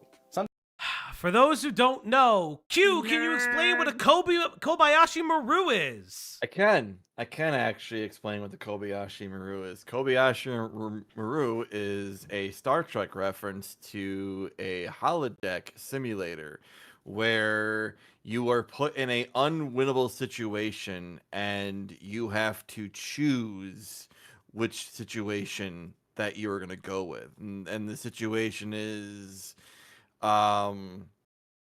I believe the Kobayashi is named after a ship that's being attacked by Klingons, and you have to make the choice whether to save the ship or save your own ship. It's one of those kind of situations where if you decide to save the civilian ship, your ship you're commanding will likely be lost.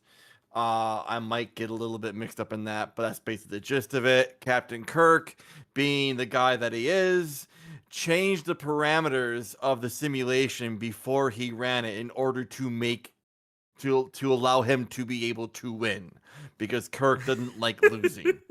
That is the Kobayashi Maru. Hey, Pimento, what's going on? It's a fun way of saying a no-win situation. Yeah. The only way that he won was cheating. Yeah, the only way to win is by cheating. that Firefall did eventually get released in 2015. It did. And it would be taken offline in 2017. So Firefall did get released. It released in a poor state. It worked, from what I understand, from what I could tell. The problem was the game never lived up to the lofty expectations of movement and other things like that. It's unfortunate. I think the game had a lot of potential. I think it filled a really interesting niche at the time in 2015, if you think about it. But unfortunately, it just never met the standards and was never given the love to get back there. Another thing worth of note, CERN would make a public forum post urging... So I found this post. This post is insane. This is illegal, by the way. This is not... Okay, I am not a lawyer. I want to say this, I am not a lawyer. But encouraging fans to tank the market value of a product... Isn't that market manipulation, though? I mean, market manipulation... That's the reason why I would say it was illegal. Market manipulation really ties into... Okay, here's a really quick example of market manipulation with the FTC. Market manipulation would be... So, if anybody knows, Elon Musk actually got fucking clapped by the FTC, the Federal Trade Commission. Because before fucking board meetings, he would, like, inform people that Tesla stock was going up, it was going down. He would, like, do, like, weird things. And the FTC was like, listen, Elon, you can't be in charge of your Twitter account because you're causing a problem. This is market manipulation. This is why he bought Twitter, by the way. I want to point out two things. One, Elon was forced to buy Twitter because he pulled in, signed a contract and said, okay, I don't want to do this. And again, I believe it was the US government or just the Trade Commission entirely or something. Somebody stepped in and was like, you signed a contract. Legally, you can't do that.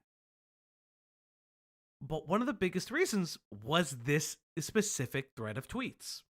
Because he got clapped and was like, what do you mean I can't? What do you mean I can't say what I want to say? What if I just buy the website? So yeah, it's a little fun fact lore for you, explaining what market manipulation is. This is a gray area. I couldn't find anything specifically during my small research. I couldn't find anything specifically that highlighted that this would have been a crime necessarily. Yes, I have seen the escapist thing. Thank you so much. Yes, thank you, Jacob. I saw. Again, I'm not a lawyer. I definitely don't, and I'm definitely specifically not a business lawyer or a tax lawyer. Or using financial, like forensic financials. When you're looking at like what CoffeeZilla does. CoffeeZilla delves into the touching in the research of what is known as forensic financial investigations. That's kind of what he does. I'm not that. I don't have an expertise in that at all. And again, this is part of what it is. Fans to tank the market price Which is of the not game good. so it would be cheap enough for him to purchase the IP back. Fans of the game. Listen, I can read this. Yeah. I see a lot of misinformation out there, so I want to clear it up. First, I would only offer to buy Firefall if the IP fails and the game is shuttered or due for shuttering. I'm not interested in carrying over accounts or continuing the game in its current WoW with guns state. At this point, irreversible. Also, buying a failed IP is cheap. You get the code, the art assets, the tools, the name, the customer lists, the story and characters, but nothing else. You're not buying the company or the team that knows how to use the tools or the hardware to dev on it. You also do not pay the full price of development. Development is a sunk cost, and the only true value is what the future value it holds. Which, because of how Red 5 has ruined my game, reminder, he was fired for overspending, is junk now. So yes, I take the risk in doing so I believe it could be successful. Nobody will offer any money for this, but as its creator, I still believe. That means buying it back is cheap. I know several MMOs like APB that sold for less than 50K USD. It's not unusual, it's the norm for a failed IP game. Other failed games have sold for a little less than 10K USD. I know because I used to get offer lists from closed studios. So it's just going to go on to say a lot of that stuff. Let's see what the fan reactions to this would have been. Flamed him for this, of course, in the forum. So one fan says, if anything, this should be a beacon of hope for the future. How many players since believe that the game could ever get back on its feet and turn a corner and help the game? The slow decline to sunset is pretty much fait accompli regardless of Kern. This is like picking up Constantine, jetpacks with WoW with guns. Talk about make Firefall great again. This is an interesting thing where like Mark still has diehard fans. And his terrible mismanagement was made. But then some people start to talk about Grummz entirely. So don't play it. Don't buy anything from the game. Just let it crash so it can live on again. Fuck you. And here's a list of bullet points of why, if you care, but fuck you. Fuck you for turning this into a social media stunt. Fuck you for making this about you and your ego. Fuck you for your utter lack of consideration for the shell of the team that remains at Red 5 and what letting it crash means for them. Fuck you for being a delusional, egomaniacal asshole. Fuck you for playing on the tiny shred of hope that anyone remaining in the community might have left. Fuck you for attempting to manipulate the disappointment of your former customers into some kind of weird, passive corporate espionage. Fuck you. Get out of this sub. So, it was divisive. But there were, and there's more posts in here, there are posts where individuals are being disparaging towards Mark. There are posts where they're not. It was a very, very interesting public thread. At this point. But here's a taste of this consumer-first attitude that you can expect from Mark. Sorry. And the claims about... If I can go back for a second. Taste of this This right here is I don't think the game needs your help to die. And then, like, this is talking about more about what's wrong with the game, how the game like suffered, all those kinds of things, the player base, a bunch of shit. Consumer-first attitude that you can expect from Mark Kern. The claims about has Mark Kern ever published a game come up quite a bit.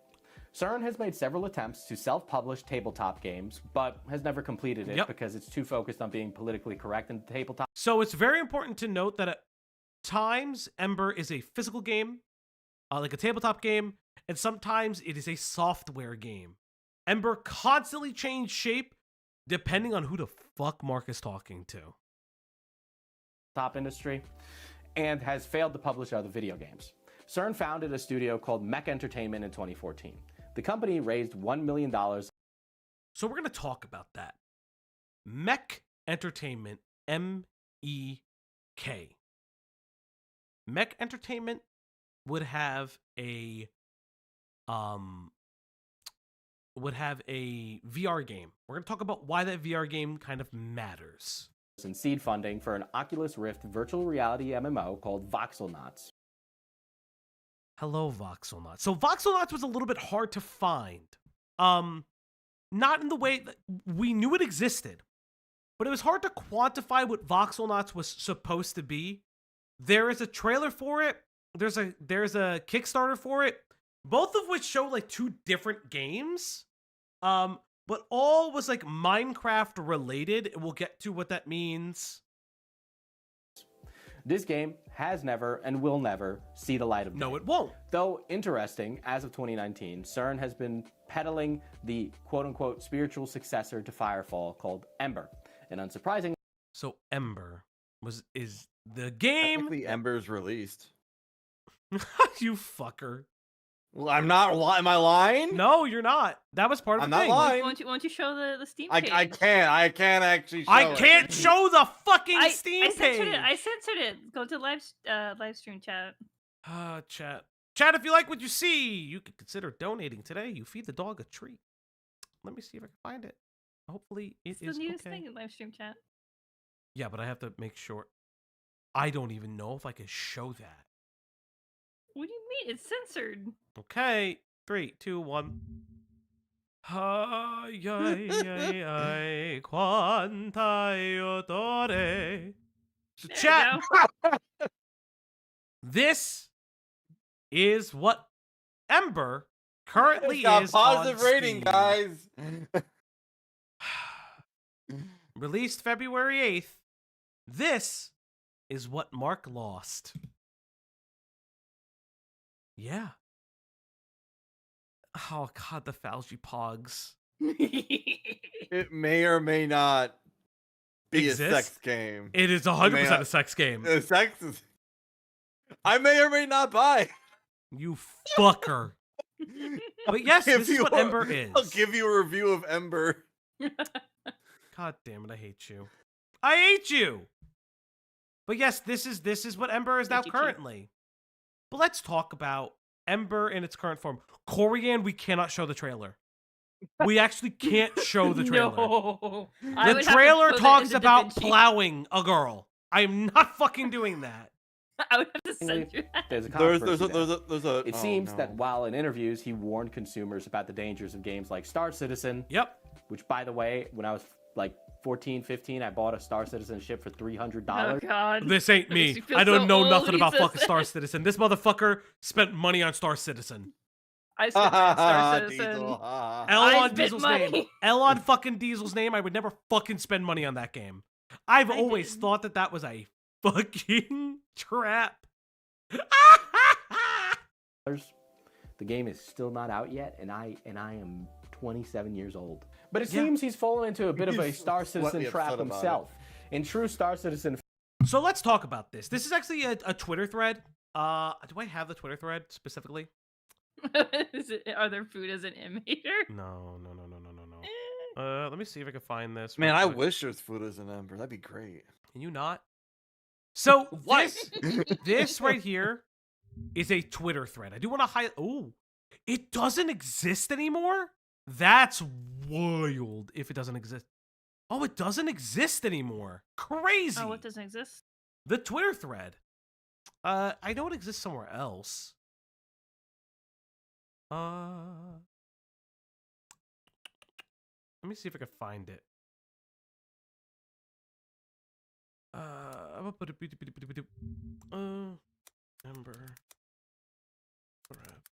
Let me see if I can find this.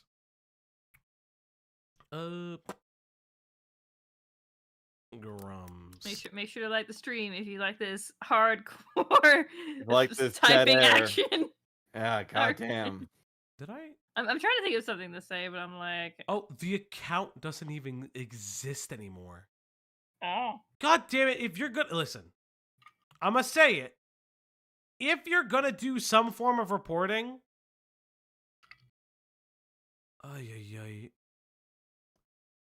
if you're going to do some form of reporting, for the love of God, save it. Yeah, I mean, like when Nabillion, I think I'm saying his name right, when he stopped doing like reporting on games, he left his Twitter up. So I do want to point out. I think I Oh found. a man, thread. Nibble. I forgot about him. Yeah, R.I.P. Nabillion. I Nibble. miss him, Felt man. bad for him. R.I.P. Nibble. Well, he just said that he was tired of doing it. Yeah, No, he was he just wasn't. tired. He wasn't making money. No. Oh, So okay. Nick Caldera, this was like a thing that he did. He just said he was tired of being in the space. He didn't want to be in here anymore. But this is the thread he made on it. So Ember was selling these ships that do not exist, by the way, for 1,500. Yeah, I had the screenshots. I guess I have the screenshot somewhere else. I linked the thread proper. Sucks that he deleted it, but it is what it is. It was $1,500. This game doesn't exist. And this was back, this was like over a year ago. It's insane. This is like last update was 2 years ago. He's all about the culture war. He was like as a producer for programmers, he was a co-lead. It's just very interesting. Mark. No. This is part of the things that he's like, oh, fucking whatchamahoo's it?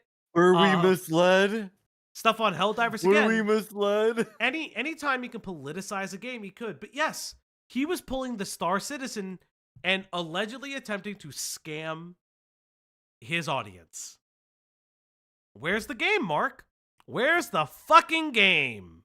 Again, you can see it right here. $299. $1,499. Fashion, basically asking fans to buy in-game items that sound like a great plan. So, was CERN's game dev history explored? How did Mark CERN become the Grummz that we know today? Yep. Well, it all starts with the gamer's favorite topic, politics. Did you want to get immersed in our world? Yeah, well, guess what? Gooning. Fucking pronouns! Fucking pronouns! I section and hate boy, Heel why not versus have Babyface. Heel versus Babyface can post my emote. That's what he can fucking do if he really wants to, because I'm trying to be nice right now, and I can't say what I want to say. SMJ, you have no idea. I hate that guy. That guy is such a soft little fucking bitch. He is. He's a forspoken pronouns. But yeah, I have the info that I watched like Heel versus Babyface. He's also like, someone that I would love to box. Like a long time ago, but when he got really weird about like For the sure. She-Ra cartoon, I'm like, this guy's a fucking weirdo. I'm gonna stop watching him. Yeah. enough time to cover the entirety of what the hell Gamergate is. It does get bizarre though, so let's get into it. Back during the Red 5 days, US legislators were actually trying to pass laws that would crack down on piracy and IP use, potentially limiting fair use. In an albeit win for CERN, he pleaded $50K of Red 5's money into League for Gamers. This is a really interesting thing about Mark. Mark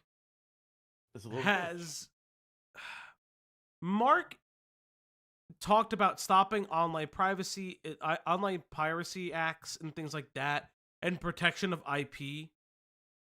So he helped found an initiative for League for Gamers. I have a commercial for League for Gamers. Let me just grab it real quick. It's very interesting. He made a video on it. League for Gamers. I just had it. He says that, but... No, I did. I literally just had it. No, because I had it up and I accidentally closed it out. Here you go, chat. Now you can learn what this means.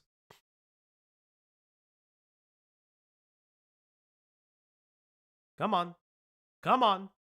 Come on. Come on, Marky. You can do it. Come on, buddy. God, so much dead air. I don't want to read this shit. Hi, my name is Mark Kern. I'm the CEO Hi, you're of Red fat. 5 Studios. Hey! Hi, I'm Fat Kern. Hi, I'm Fat Jesus Kern. Christ. I'm a colonel. He's on his full body before. You've never seen his full body? Oh, was horrifying. That's. Oh my god! I got fucking jump scared. You've never seen his full body? Yeah, this is what he No. looks No, like. I've just only ever seen him from the shoulders up. I've never seen his full fucking body. I Oh know my God. so much about this man. I know too much about this man. Look Too upon much. his glory. Full Now I'm body going to show you some turn. exciting esports clips from Firefall. Full frontal Kern. So this is about piracy. Website blocked. U.S. government Oh firewall. no! Fucking Killjoy. Yep. He do got the Elon body. He got He do. No. You got fat scared? Yeah, I he got did. fat he did. scared. Christ. Sorry, it looks like something went wrong there. Instead, how about we show you some clips about how we can incorporate character customization to look like, you know, your favorite character from TVs or movies. Oh no, the website's still blocked. What's happening? Okay, that didn't work. Hey, how about some user-generated game content from games like Minecraft? Oh no! No! This is what the world would look like if SOPA and Protect IP were to pass into law. With these bills, corporations would have unprecedented power to censor the internet and to dictate what you can see, create, and game online. You'd think with such disastrous legislation looming, that I will say this. I say this very well because I think it's really funny. This is actually a win for him. When I researched this and saw this, this is a win. Mm-hmm. He's like, there's a reason why. Obviously, he had a vested interest due to the Game of Thrones music videos. You know, loosely using other people's IP. But I mean, this was a point of order. Did Pippi use your computer, Ash? Oh, Stormy's right next to my mic. Nice, sorry. Stormy. But yeah, like, this was a win for him. organizations like the Entertainment Software Association and the Video Game Voters Network have our the backs, plus signs. but they don't. In fact, these two organizations have collectively sunk nearly $200,000 into sponsoring these bills. Okay. Mark, what are you SOPA gonna do, buddy? And Protect IP will be a disaster for independent game developers Oh, no! and gamers alike. We need an organization, one that speaks for us, one that's willing to defend gamers' rights. That's why I founded League for Gamers. League for Gamers is an independent, non-profit advocacy group for gamers and like-minded developers. We are fighting SOPA and PIPA, and we're here for the long haul to defend your rights and protect gaming. To show our support for the cause, my company, Red 5, has So, let's talk about this for a second. This is where he touches everything political. This is the starting point of... This is the starting point of Mark the Culture Warrior. This is the starting point. It's very interesting. Whether you call him a grifter or not is up for debate. But at the end of the day, he does start touching it. And it's very, very weird. He wanted this to be a political lobbying group for gamers. It would eventually devolve and disband and then try to rebrand as a NeoGAF-esque thing. It gets weird. But yeah, this is what League for Gamers was. It's fucking bizarre. And what is League for Gamers, you may ask? Why, that is a political lobbyist group that it would speak was. to U.S. lawmakers about the particular interest of gamers and small game developers. And who's at the top of this pile? Why, Mark Kern using his company's money. Which could have gone to the employees who would be laid off during the dev time on Firefall, but, you know, whatever. After his subsequent firing, with nothing to do, Kern was listless until he stumbled upon Gamergate and the infamous Jake Paul episode of Law & Order SVU. Yes, it was Logan Paul. Did I fuck that up in the script? I actually want to know. Was this my fuck up, chat? It was, yeah. I put Jake Paul. I meant to say Logan Paul. My bad. My bad, chat. My bad. In hindsight, you should watch because it's really funny. I'm totally lost and it's freaking me out. Don't even, Anthony. They don't know what's real and what's Chad, a I'm game. so sorry. I don't know what's real and what's a game. Recoil. Not like shooting in a video game, huh? Actually, it's exactly the same.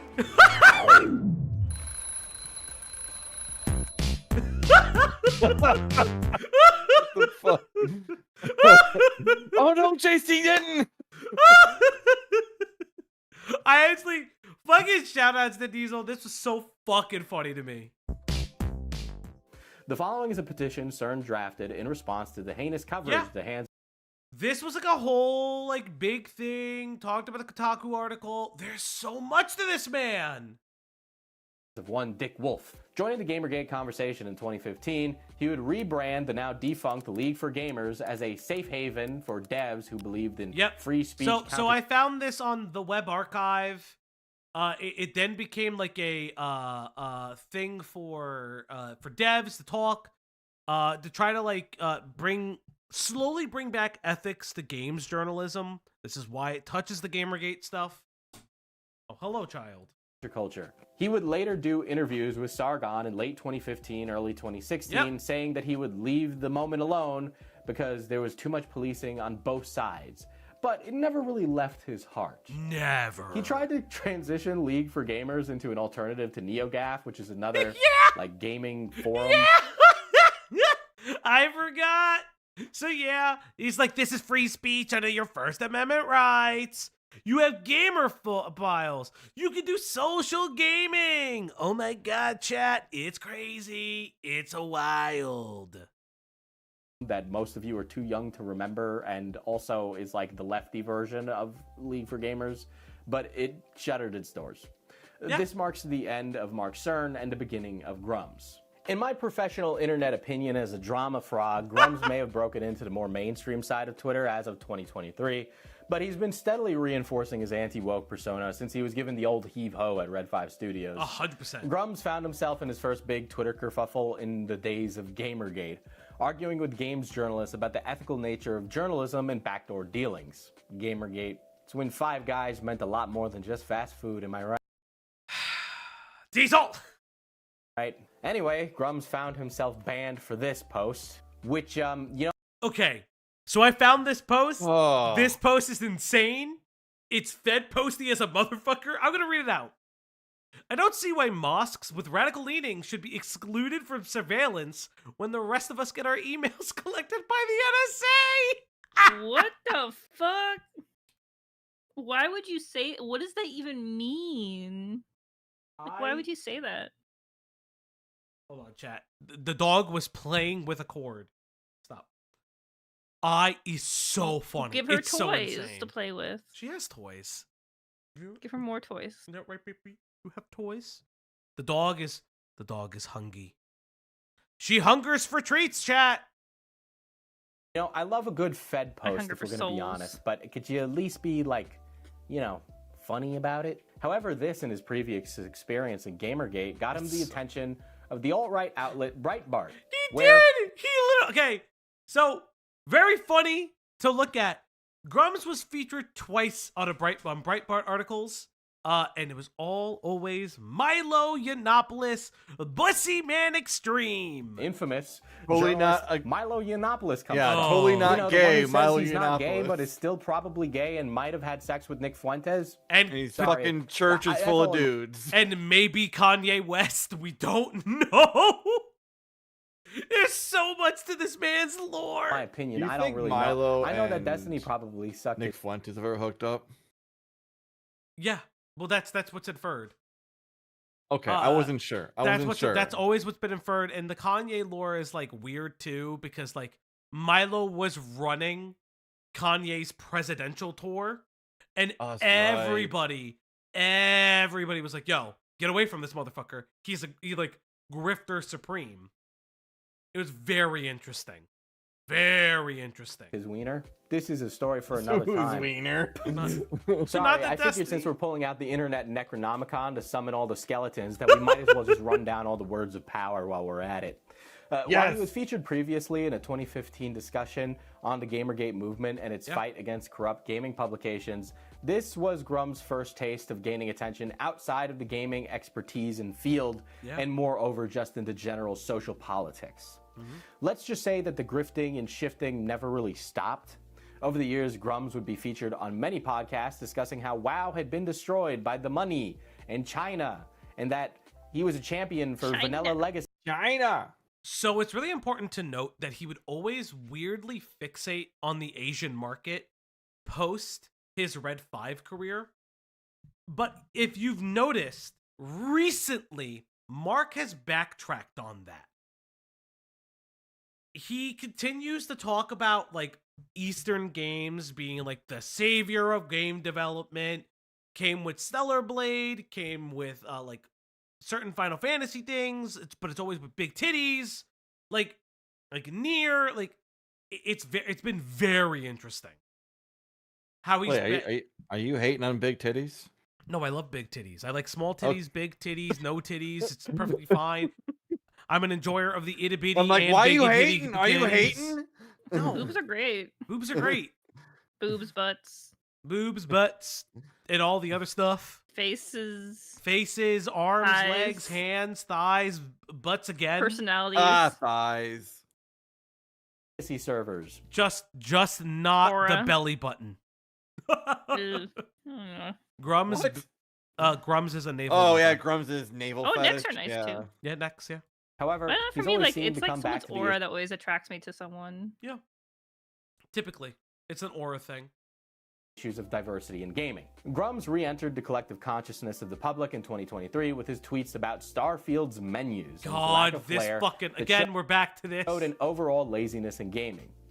Remember, the same man who hasn't really self-published any games on his own once. But underneath the surface, if you dig and listen, Grummz is always talking about how forced inclusivity is ruining the games industry and giving gamers lousy representation. It's funny how Grummz spoke about how he had to back female developers to join his projects, and once they did, these women saw that he had created such a welcoming and safe environment. So let's examine his former workplace, Blizzard, and see what kind of work culture... Hey, look, it's the Cosby Room, chat! I wonder... It's the Cosby Room. ...promoted. Something tells me those former Red 5... Oh, no! Look at this, Mark! Oh, God! Oh, no, Mark. He was just a bad man. He was just weird. He was just crazy. Mark Kern, everybody. He's a guy! Little Marky Kern! Little Marky Kern, he's a little pudgy, guys. Maybe he can lose a couple pounds. Studio employees were on the money with how inclusive and diverse that workplace abuse could be. I will give Grummz credit where it's due. He has a point of regarding how gaming as a hobby has been received historically.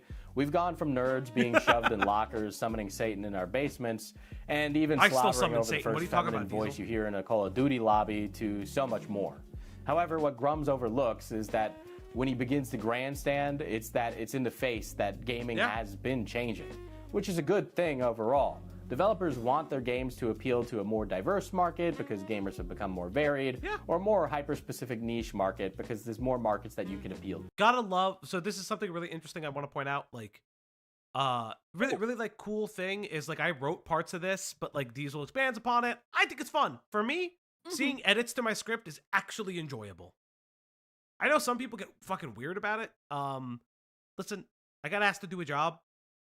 If the creator wants to add a little bit of je ne sais quoi to it, I don't give a fuck.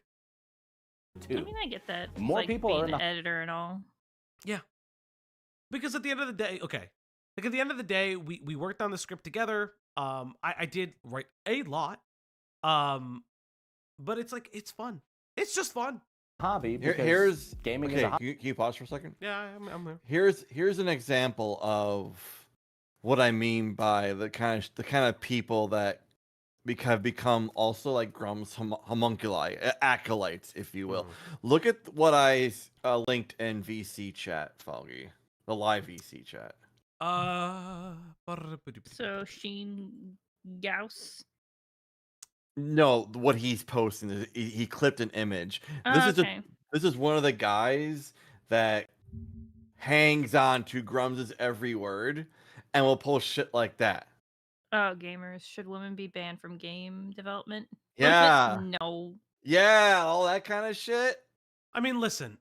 They should be, they can't work 1 week out of the month. Fucking women. Am I right? I No. also want to know the person who, as the actual example against that statement, just want to say the person that wrote the Uncharted series, some of the Jack and Dexter games, and all the Legacy of Kain games, barring the first one, was a woman. Yeah. Also, the King's Amy Hennig. Hennig. Amy Hennig literally wrote Uncharted. She King's wrote that Quest, series. was like the I believe the like one of the main creative leads of King's Quest was a woman, and like a lot of like early gaming had like a fair amount of women involved. Well, in it. yeah. There's I like think the foundational stuff. There's a game. If it's King's, I think it's King's Quest was a husband and wife team, Yes. and they both got honored. And he would go on to say like, no, she did like most of the coding, like she is part. Here's the reason the game, like, she's the reason the game was launched. Like, it's fun. Hobby, and that strengthens our place in the cultural zeitgeist as gamers in the gaming community. But recently, Grummz has been heralded as the charge for the new horde in Gamergate 2.0 and its new crucible: diversity, equity, and inclusion. The dreaded DEI. Dreaded words, DEI. Now, if you're a normal person and not terminally online, you might not even know what DEI actually really is, or even what the hell Also, I'll Sweet tell you Baby what Inc. is. DEI is. So back in... Have you heard of affirmative action? That's literally it. That's it. That's it. It's just another term for affirmative action. Have you heard that Grummz was hired at Blizzard? Affirmative action. And DEI, chat. Grummz is DEI. February of 2024, a Steam community called Sweet Baby Inc. Detected was formed to avoid games that use the consultant... So this is where we're going to get into the Sweet Baby Inc. shit. I'm familiar with the GDC talk they had. Yes. It isn't as bad as they clip chip it to be. It's still not great, No, though. but It's still also, not by the great. way, before you go into this part, Yeah. Sweet Baby Inc. is not a Grummz thing. He did not create that. Yes. He didn't create No, that. he didn't We create met someone this. else named Rambo Brutus, and he's also a fucking Grummz homunculus. Well, no, So- it's really important to discuss like the Sweet Baby Inc. stuff. I will go out on not a ledge. I'll stand 10 toes down. I've heard some employee interviews. I've seen previous tweets. I've also watched through the GDC talk during the creation of the script. It's cringe. Yeah, but it's not I as do think bad as they try to portray it to be. I don't think it's terrible. I think it's somewhat misguided. I think specifically some of the verbiage was weird. There is something that a lot of people within the Gamergate movement latch onto, which is a lot of the segregation of class, segregation by majority ethnic groups and minority ethnic groups and things like that. Again, I'm not going to sit here and say that it's perfect. But there is a lot of diversity in games. Also, there was a weird the role of Sweet Baby Inc. varies from studio to studio. Sometimes they are literally just cultural. Yeah, it's literally just like a cultural firm where they're like, hey, did we get this culture correct? Hey, are there things that we can... Are we meeting specific demographics that we want to make? They're I not also making... want to say this, like, as someone who's like, I was big into like watching GDC and like a lot of their videos. There is other videos in like buried beneath there. I was trying to find it. There was a specific talk about trying to get more diversity in hiring voice actors, and they basically talked about in order to hire diverse voice actors, you need to go and search them out. And they're trying to provide resources to make it so like more, not just white people were getting most of the roles. They're trying to like get like Native American and other different demographics. And it was like, okay, so Sweet Baby Int is the one they're targeting, but like there's so many more where they're always trying to like promote like adding more to the gaming community. It very much shows like these people are just fucking idiots because there's so much more of this out there that's like trying to help the community, but like no one gives a shit. They understand that too. Yeah, Sweet Baby Inc. So it's important to note that because Corianne, I know that you said it. They're there to maybe potentially stop from putting something offensive in a game and being a PR nightmare. the companies have full control if they choose to use their recommendations or not. Now, if you go to Sweet Baby's website, there is a varying level of control, quote unquote, or involvement, I should say, that they have. When it came to things like God of War Ragnarok, Kill the Justice League, or the Suicide Squad game, or specifically Insomniac's Spider-Man 2 specifically, it was just a lot of cultural competency and cultural awareness. None of it was really, from what I can tell, Sweet Baby Inc. doesn't have creative control. If anyone ever heard about the GDC Overwatch talk controversy where they revealed, oh yeah, we have like an algorithm. Oh, the gambling one? Oh no, that no, one. the diversity algorithm, and they were showing basically numerically. Yeah. Oh, if you have like like you're amputee or you're a woman, that gives you a higher diversity score, and like that one. Yeah, I was watching like that's psychotic. They literally have a color wheel chart for it. It's very interesting. Super fucking weird. Firm. Now, if you're running a company that consults with big name studios on games such as God of War Ragnarok and Spider-Man 2, you'd be more concerned about your work than some fringe Steam group that takes the color wheel out before playing a game. Well, in a twist nobody saw coming ever, Sweet Baby employees began to tweet about the group, calling for mass reports for the curator. Yeah, he laughed through that one. Yeah. But yeah, well, we heard that.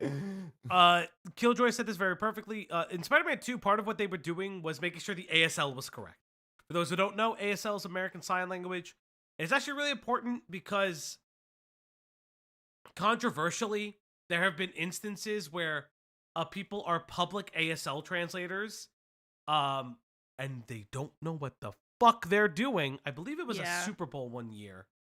That became very apparent. And the reason I know is I was watching that event with a friend, and she's like, and she knows ASL. She's known ASL since birth because she has family members who can't hear.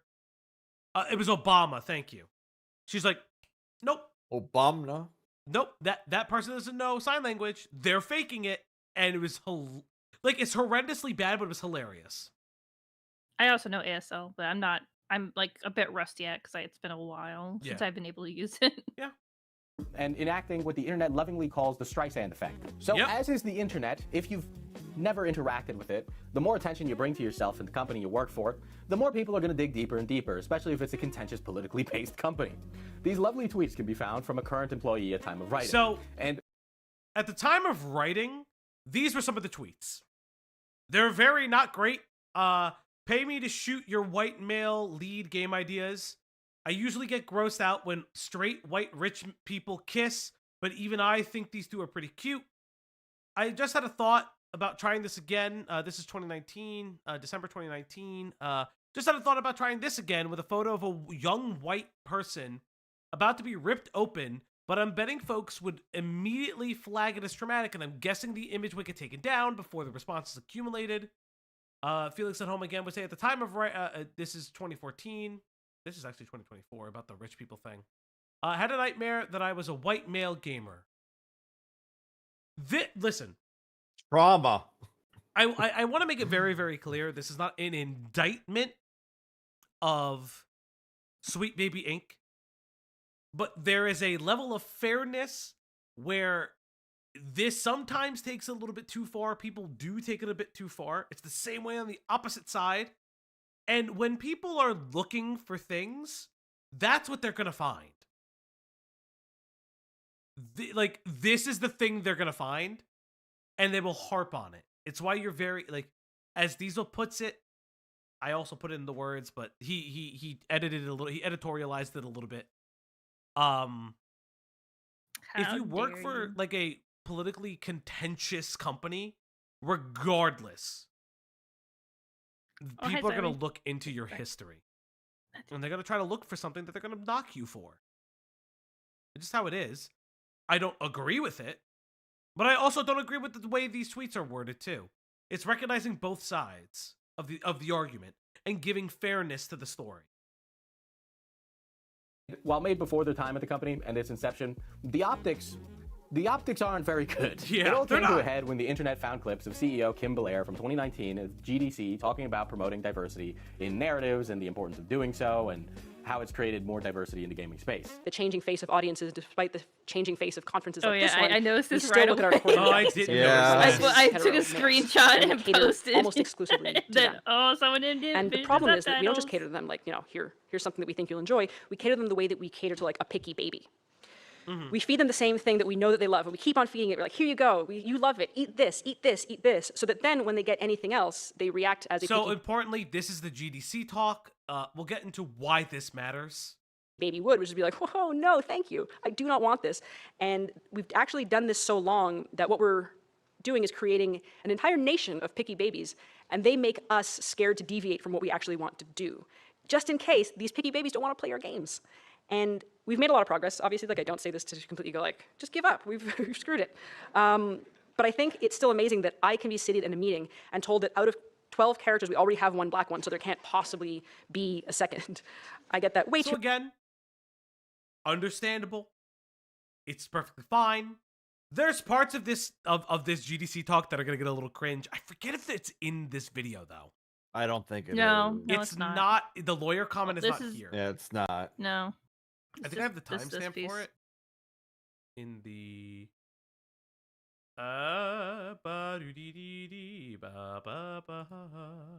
Did you forget your place again? No. Okay. No, I'm looking for I have will the say, Super like, Ink stuff.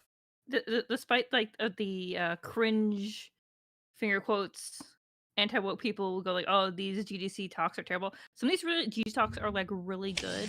Like I would recommend the post-mortem of Diablo, the post-mortem of Fallout, and the post-mortem of Wasn't there Oregon a- Trail. The Oregon there a- Trail is really interesting because it's Wasn't about there a- it's like what? Wasn't there a Dead Space one? Ooh, I don't know. I don't think I saw that one. Thought I would there have to was. check. You know what I hate? I know Ars Technica did like an interview with like the former director of Dead Space, and they actually went into a lot of the work that they did on Dead Space, which is like Right. super interesting for like the tentacle, like basically grabs Isaac at one point. He basically like did a breakdown of how exactly they did it because it actually was like a complex like issue they had to figure out. Yeah. I know that there is interesting history between the ending of Visceral and what went on to become a different studio, Callisto Project or whatever it was called, I believe the and Callisto how Project- that game, how Callisto Project failed. Wasn't Even the though it thing was with, like, being Callisto run Project? by, it was being run by the same guy who created Dead Space, and it just But didn't- also, it was being funded by the PUBG guys. But the issue is Oh, that the yeah, yeah, yeah. director of Dead Space, he took credit for all the creative stuff, but it's like it's a team effort. It's not just him. He's not Right. like he's the looked fucking upon as Kojima. like, he's like given like he had he had for a minute that kind of same like large personality, like he's another Kojima type thing. Sorry, Callisto Protocol, not Project. So- Thank you. This is probably I'm noticing. This is probably my bad, actually. I didn't include the. I guess I included this quote. That's on me, actually. So, Wow.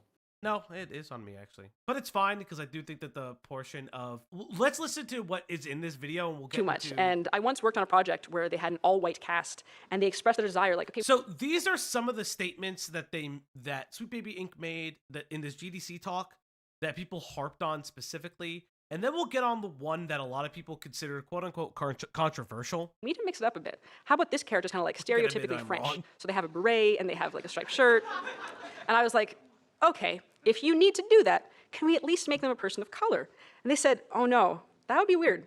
They're already French. Games have become a much richer. Again, it's a very cringe thing to say, but I get it.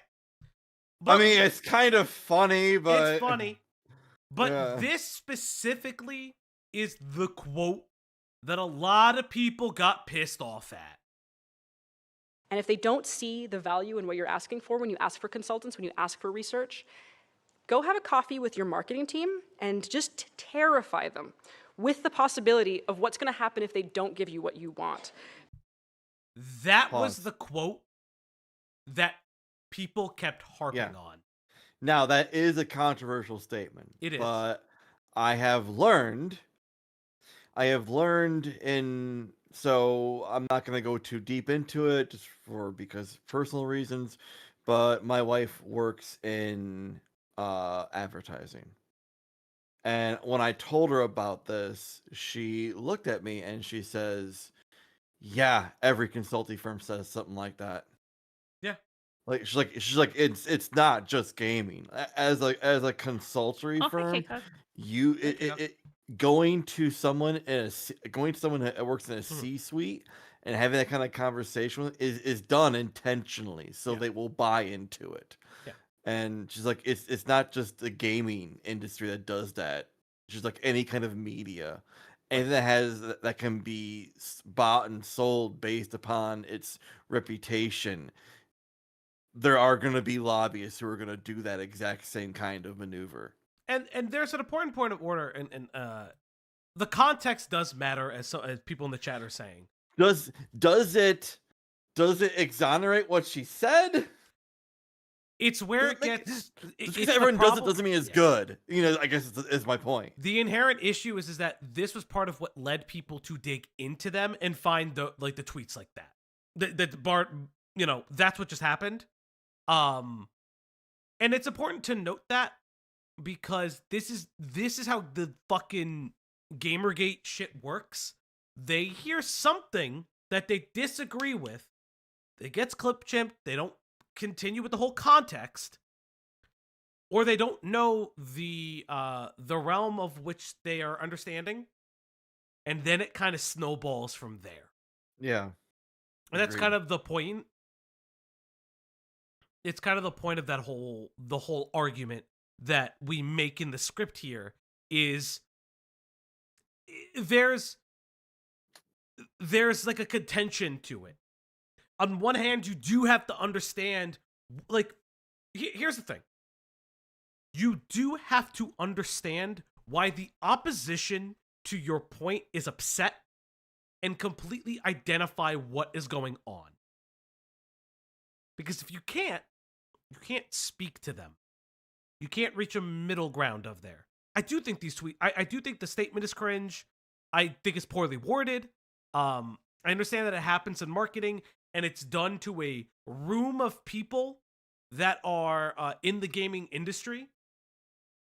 But in a day and age where a lot of these things are recorded and your tweets live on the internet, if you're not redacting them or doing anything with them, listen, you're running into issues. Your landscape today and continue to do so. However, claiming that if your dev team doesn't believe in your ideas, you should find a marketing department to scare them by telling them that the game will cause significant controversy on the internet isn't the best plan. Yeah, he just didn't include that part. He just said the words out loud, but yes. Yeah. I just wanted to show people the clip. Machiavellian and evil, so I wouldn't encourage it personally. Like clockwork, though, major gaming news outlets like Kotaku began to pick up the story and, use their big brains to identify why the controversy occurred, saying that gamers are just mad. The Kotaku article also didn't really help, because it's like, oh, this is what Sweet Baby Inc. does. And it's like, okay, I understand what Sweet Baby Inc. does, but the problem is that the article is saying people are faux mad for, like, no reason, and not really, like, conceding to what, or not conceding, but understanding why people would be upset with the sentiment about Sweet Baby Inc. and not understanding or addressing or giving certain conceits to the quote-unquote controversy shows a specific leaning in your script writing or in your editorial or even your op-ed. Typically, a lot of these things are op-eds. For those who don't know, op-eds are opinion pieces, opinion editorials. That's a lot what, fun fact, most of your favorite YouTubers do op-eds. The video essay format is a weird thing.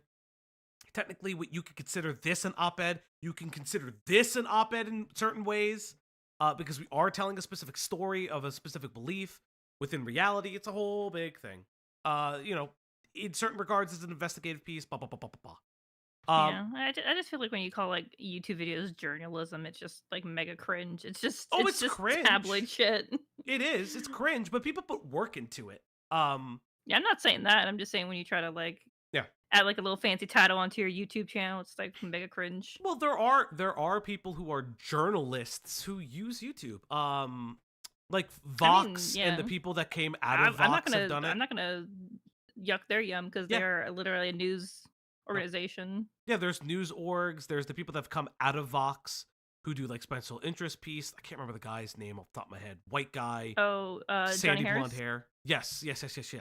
Haha, I knew what you're talking about. I know there's some controversy with his own reporting, but hey. Yeah, is a bit weird. Yeah, as Phobia says, op-ed, short for opposite of the editorial page, is the type of written prose commonly found in newspapers, magazines, and online publications that represent a writer's focused opinion. Exactly. Sometimes that also comes in the form of media analysis, because art and media analysis can take a specific form, not like different interpretations. Now, it falls under different regulations, but I would say if we're looking at quote unquote legacy media, like a lot of the slop videos, right? YouTube slop problem videos, I would consider those like some of them op-eds, because it is an opinion piece on what is wrong with the platform, or wrong with the genre. It's like every year there's a person who's like, "Oh man, look at the slop on YouTube." It's been there for a long time, but yeah, it's like just important to understand how you reach an audience when you create something about a contentious figure. This isn't the Yondev script. This isn't the Thorpe's analysis. This is listen. This is what I find very interesting about this this video. Now, you could say, oh, 14K views in 3 days is not that great. I would beg to differ. But the comment section is blowing up. There's constantly somebody complaining.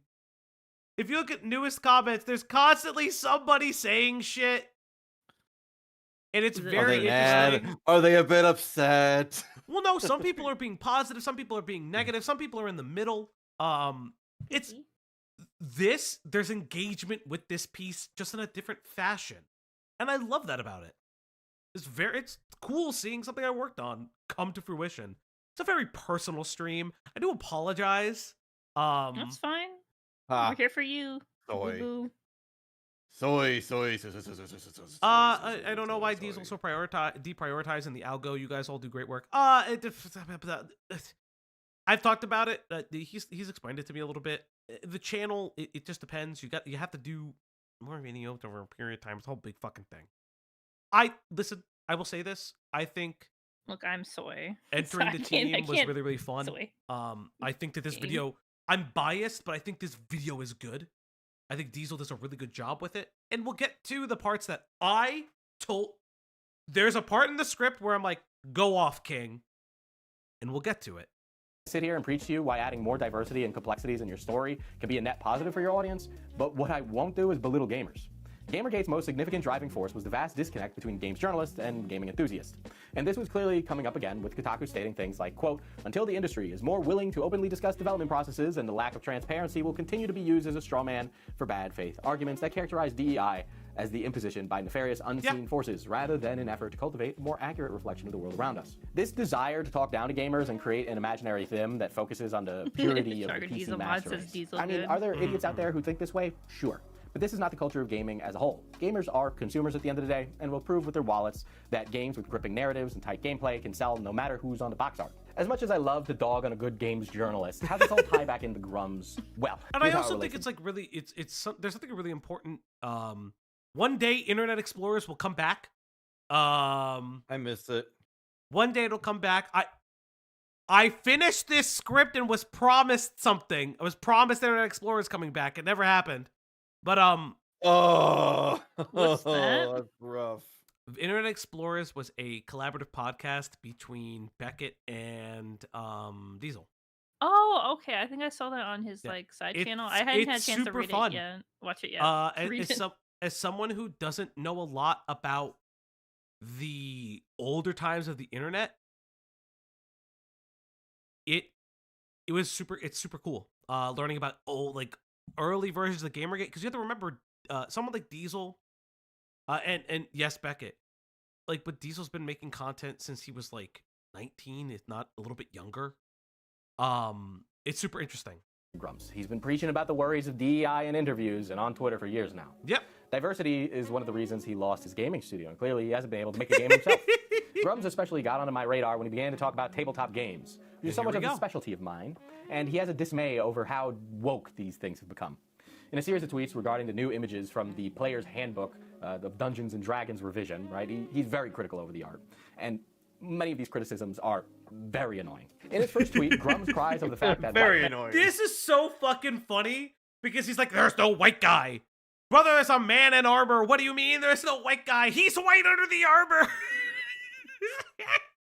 Yo, this was fun. And have lost their place on the cover of the Player's Handbook. Grummz, I don't it's a see him fantasy bitching world. about Why the wouldn't cover they include of the species that you could play as in core the game? rulebook, the Humans fucking are boring. Pathfinder. You know what's not Shut boring? the fuck up, Gnomes. Grummz. And more importantly, Gnomes. Keemstar reference. I actually have 2 copies of the Player's Handbook. They both look like this, and they have a surprising lack of white guys on it. This is the 5th edition. It is actually the most popular and easiest to obtain Player's Handbook for D&D. There is a lady, white lady, an ice giant, which is not applicable when you think about it, and a black elf. This is for 5th edition. 5th edition, okay? This is the most popular one. Okay. So why are we complaining about the new one having no white guy on it? Because there's no white guy. And yes, there are examples of it, of a white person not being on the thing entirely. He is a gaming tourist very often. Guy, but why have you never complained about the other edition of D&D not having it? Pathfinder's core rulebook, and there is, I believe, a white guy and a white lady. Sometimes there's a white guy. And a dragon, and then a lady in armor in the back. Listen. So, I mean, there's 2 white people possibly on the front cover. Why would you want to play bog standard white man when you could just be a race? I mean, that's Asmon. He always plays just white guy. Yeah, but it's Asmon. He fucking believes in Nurgle. He is Nurgle. He is Nurgle. He is Nurgle. It's always been my thing where it's like just play the game you want to play the character you want to play. I'm not gonna get into the whole race versus species debate. I fucking think that's over policing language, in my personal opinion. White guy approximator. Yeah. That's actually kind of hard. Yeah. I mean, true. You just be a dragonborn. You could be a dragonborn. At Outblock, what if you see a black be a white Orcs? dragonborn? You can do that, you know. No. Ahsoka. They are Mexican orcs now, which is actually kind of based. I don't care. Like, who the fuck cares? Representation is cool. Who the fuck cares? The elves. Listen, if you've played D&D, goddamn time. If you've played D&D, you know elves have gotten it good for so long in the base handbook. Fuck the elves. My first character was a bard elf in 3.5 edition. Yeah, my first character, I had played on and off games that never really nice went anywhere. But for me, the first character I ever played was a oh my god, what are they called? Oh my Christ! I don't doubt that. It was a Goliath, barbarian. I'm gonna go a little bit deeper. My first character was a AD&D, what some of you might call second edition. Wow, that's second edition. Was that when they had the mastery classes? No, that was third. Third? Was it third? Yeah. That was third. Jesus Christ. But I started playing second edition, or AD&D, and my first character was I believe it was an elven blade singer. Oh my god, that's once. literally, you just, oh my god. Motherfucker, what? You just played bog standard character creator. I'm gonna power level. Blade singers are fucking, I love blade singers. No, they're Go good, fuck they're cool. Yourself. Go get fucked, they're buddy. Cool. I have argued multiple times that there should be a pugilist version of blade singing, but fuck if we'll get any decent. Right? The problem is monks are not good. No, monks can fucking rip ass. Like, what are you talking about? Okay, monks can be good. It just like, okay, you want to know how you fix monks? Straight up. Oh, please tell me how can you fix monks, Allow. Doggy? No, seriously. Rangers have always sucked. Don't get me wrong. Shut up. Shut up. Fauci, if Don't say about humans are, Rangers. we're so Don't shit, why talk is about variant Rangers, please. human No. hit so hard unless it's a slightly dark room? Variant human saved it. So there are a lot of monk fixes. My specific one is allowing, personally, it's allowing your main ability score to be either dexterity or strength, and you have to note it because there's a lot of times that you don't have a barbarian. your character for monks. Don't ask about Marcus. But don't do it. We're gonna we'll probably do a D&D related stream soon. Actually, we're gonna maybe tomorrow. We may be talking about Shadiversary tomorrow. Just because I think it's really interesting.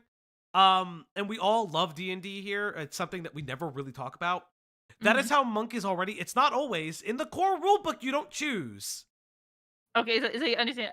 V Monkey is a friend of mine, and he always plays monk when we play D&D together. Hey, V Monkey, what's going on? From like some of we'll talk about who Shadiversary is. But yeah, it's super interesting. There's also a lot of third-party stuff. My personal favorite third-party stuff is a pugilist and the gunslinger classes. Fucking love them. Let's get back into it. The more important, more famous, more popular edition. In another tweet, Grummz loses his mind over the thought of woke Mexican orcs. And hey, look, it's the Mexican orcs! He's wearing a hat! He's wearing a hat. Sombrero! Grummz down is so with scared the- of with orcs the having half any orcs other and culture than the one that is sombreros. just the Tolkien-esque, I serve the Dark Lord, evil orc that pillages and destroys villages. I mean, honestly, this is basically in line with someone complaining that the orcs in World of Warcraft have characters like Thrall, which are fully fleshed out characters that have complex emotions about the world and life they live. I don't know. He's only, worked on WoW. It's almost Yeah, that was an interesting point of contention when Diesel did his first stream on Mark. And then, again, I told him to go off on this part of the script. This is all Diesel. That's why I love this part. Yeah, Mark worked on WoW, a game I've never played, and literally has discussed, they're killing the lore, blah, blah, blah, blah, blah, blah. But these are fully fleshed out characters for over a decade. There's intricacies to them, and even past that, because of Warcraft lore that goes into it. No, Diesel is not a mouthpiece for me, name. almost like he should know the idiosyncrasies of the main characters of the setting. In an interview with the YouTube channel Geeks and Gamers Tabletop, Grummz states, quote, "Why is it always the writing team that comes in and has no respect for the lore, is hired for their activism, and they come in and rewrite as a vehicle for the political message?" Now, I won't sit here and claim that Mark doesn't have a point regarding writers coming into a franchise and showing a lack of respect for the material as a whole. This is fair. Very famously, Henry Cavill exited the Netflix's Witcher adaptation over... This is true.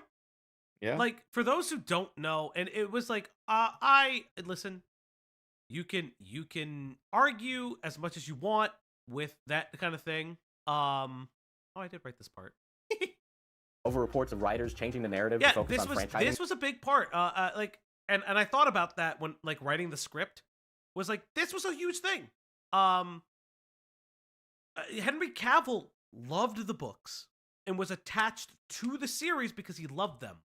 And when they started trying to change it so they can have continuations for multiple series and seasons afterwards, he's like, I don't want to be a part of this.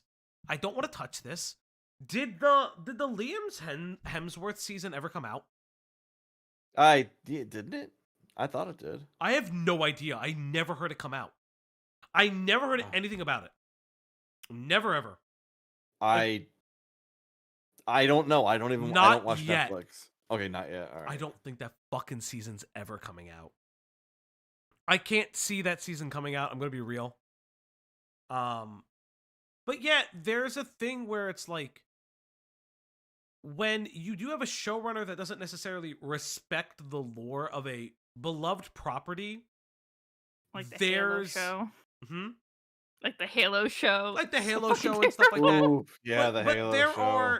there are inherent dangers to it. Now, it doesn't. There are instances where that works.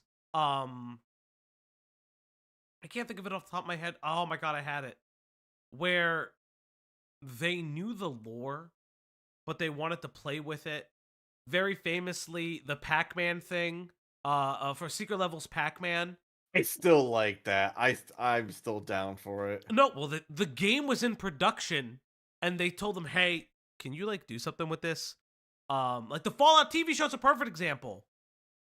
Playing around with the lore. They know it exists, but it shows a reference, and they pick and choose what they will pull in and out. It's the Fallout Amazon show is a perfect example of this. There are other examples off the top of my head, and for some reason I'm forgetting them. That's like some of the things that are very interesting about this topic is good writing, regardless of a quote-unquote political message and all those kinds of things. Oh yes, the Helldiver episode 2. Good writing will supersede, in my opinion, any people's like reservations about specific changes of characters and things like that. Because if the writing is solid, you can't complain about it. You could bitch and bemoan, but at that point, you're not engaging with the material as an artistic piece. You're engaging with the material as a vehicle for your own political and ideological beliefs. That's just how I feel on it. It's always how I felt. Like, it's very weird, like, and it's just one of those things, man.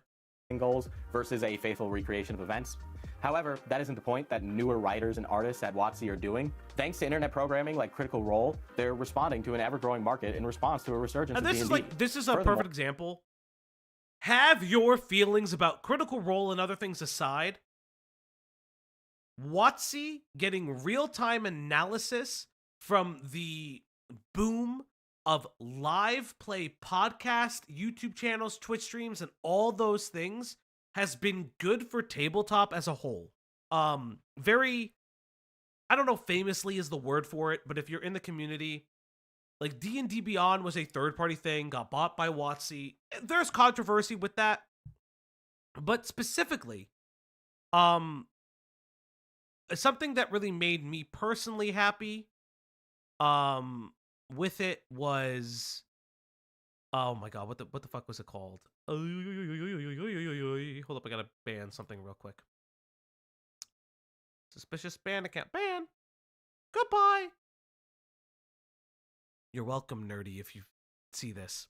One of the really interesting things regarding just like how WotC can get like real-time updates and things like that with how the changing marketplace is. Third-party D&D, like third-party source books are now being added to D&D Beyond through Ghostfire Games. Very famously for me personally, because I've followed them for a couple years. Ghostfire Games did like their like Monster Hunter-esque setting, as well as Dungeons of Drakkenheim from the Dungeon Dudes, which is a pretty well-known D&D channel, in my opinion, from what I know. And I've liked their stuff for a couple years. Helped me when I was learning how to DM over the pandemic. And I think that that's really cool, and this is how it's evolving. All of this preamble to say this: if Diesel sees this video, I am waiting for your supplemental material. For those who don't know, who are new to our community, Diesel has been working on third-party supplemental materials for the world that he has created for D&D. You could see it when him and the gals stream the D&D setting that they do. They've been working on it behind the scenes. I'll say this very openly because I make fun of Diesel every time for it. People have asked for a D&D stream. I was holding off for that thing existing. I have been told it's going to take some time, which is perfectly fine. But I've always wanted to do a one shot promoting it. So yeah. Don't me. I'm just saying the truth. I'm gonna tell Killjoy to come like take you out. No, Killjoy knows. Killjoy knows this. I've talked about it. I've talked about it here. Like it would be. I'm really excited for it. But one day it'll come out, and maybe, just maybe, we'll do a one shot for it. Who knows? Killjoy is blushing because he's beautiful. Or if you take the time to read and play the player's handbook, or any source book for that matter, you would know that it's all used as a creative base and it's purposely vague with its language, so that way character creation can develop its own narrative and you can come up with people who are unique and do whatever you want with. Grummz insinuates that geeks are too accommodating and that we're at war, but the question is being begged then, at war with who? The almighty them? Companies? No! The J question? Not the J question! The J question! Continue to look at the symptoms of the issue they perceive. I didn't put that in there! I didn't put the J question in there! Why? It's called Diesel! I love him. I love him though. It's hilarious. No, because it is, to be fair, it is the them question. It's fucking weird. It is bizarre. I love the J question joke. It's funny. But never the root causes. And indeed, large corporations do not have the consumer's interest in mind when creating stories and properties that appeal to a larger audience or emerging demographic. However, that doesn't mean... I do think that's one of my one gripe. I think it's gotten a little too vague with some stuff. I think a little stiffness with the lore and stuff to help my imagine along. Okay. I've DM'd games. I have myself have DM'd games. Killjoy in the chat has DM'd games. Q DMs games. Diesel DMs games. Ash is DM'd games. If you know Hal and Kat over that are Diesel's friends, and Hal did our art here. I mean, excuse me, Kat did our art and stuff like that. They've all DM'd games. My personal philosophy, for me, the way I do it is I look for supplemental stories and resources because I don't have the time to spend creating a world. For those, I used to create a world. For me, which is fine. But what I like to do is take a story, like a pre-planned story, quote unquote, and inject my characters in it and find different ways to path out how they get their own personal stories while having an overarching narrative. For me, it's cool. Like, I like being able to do that.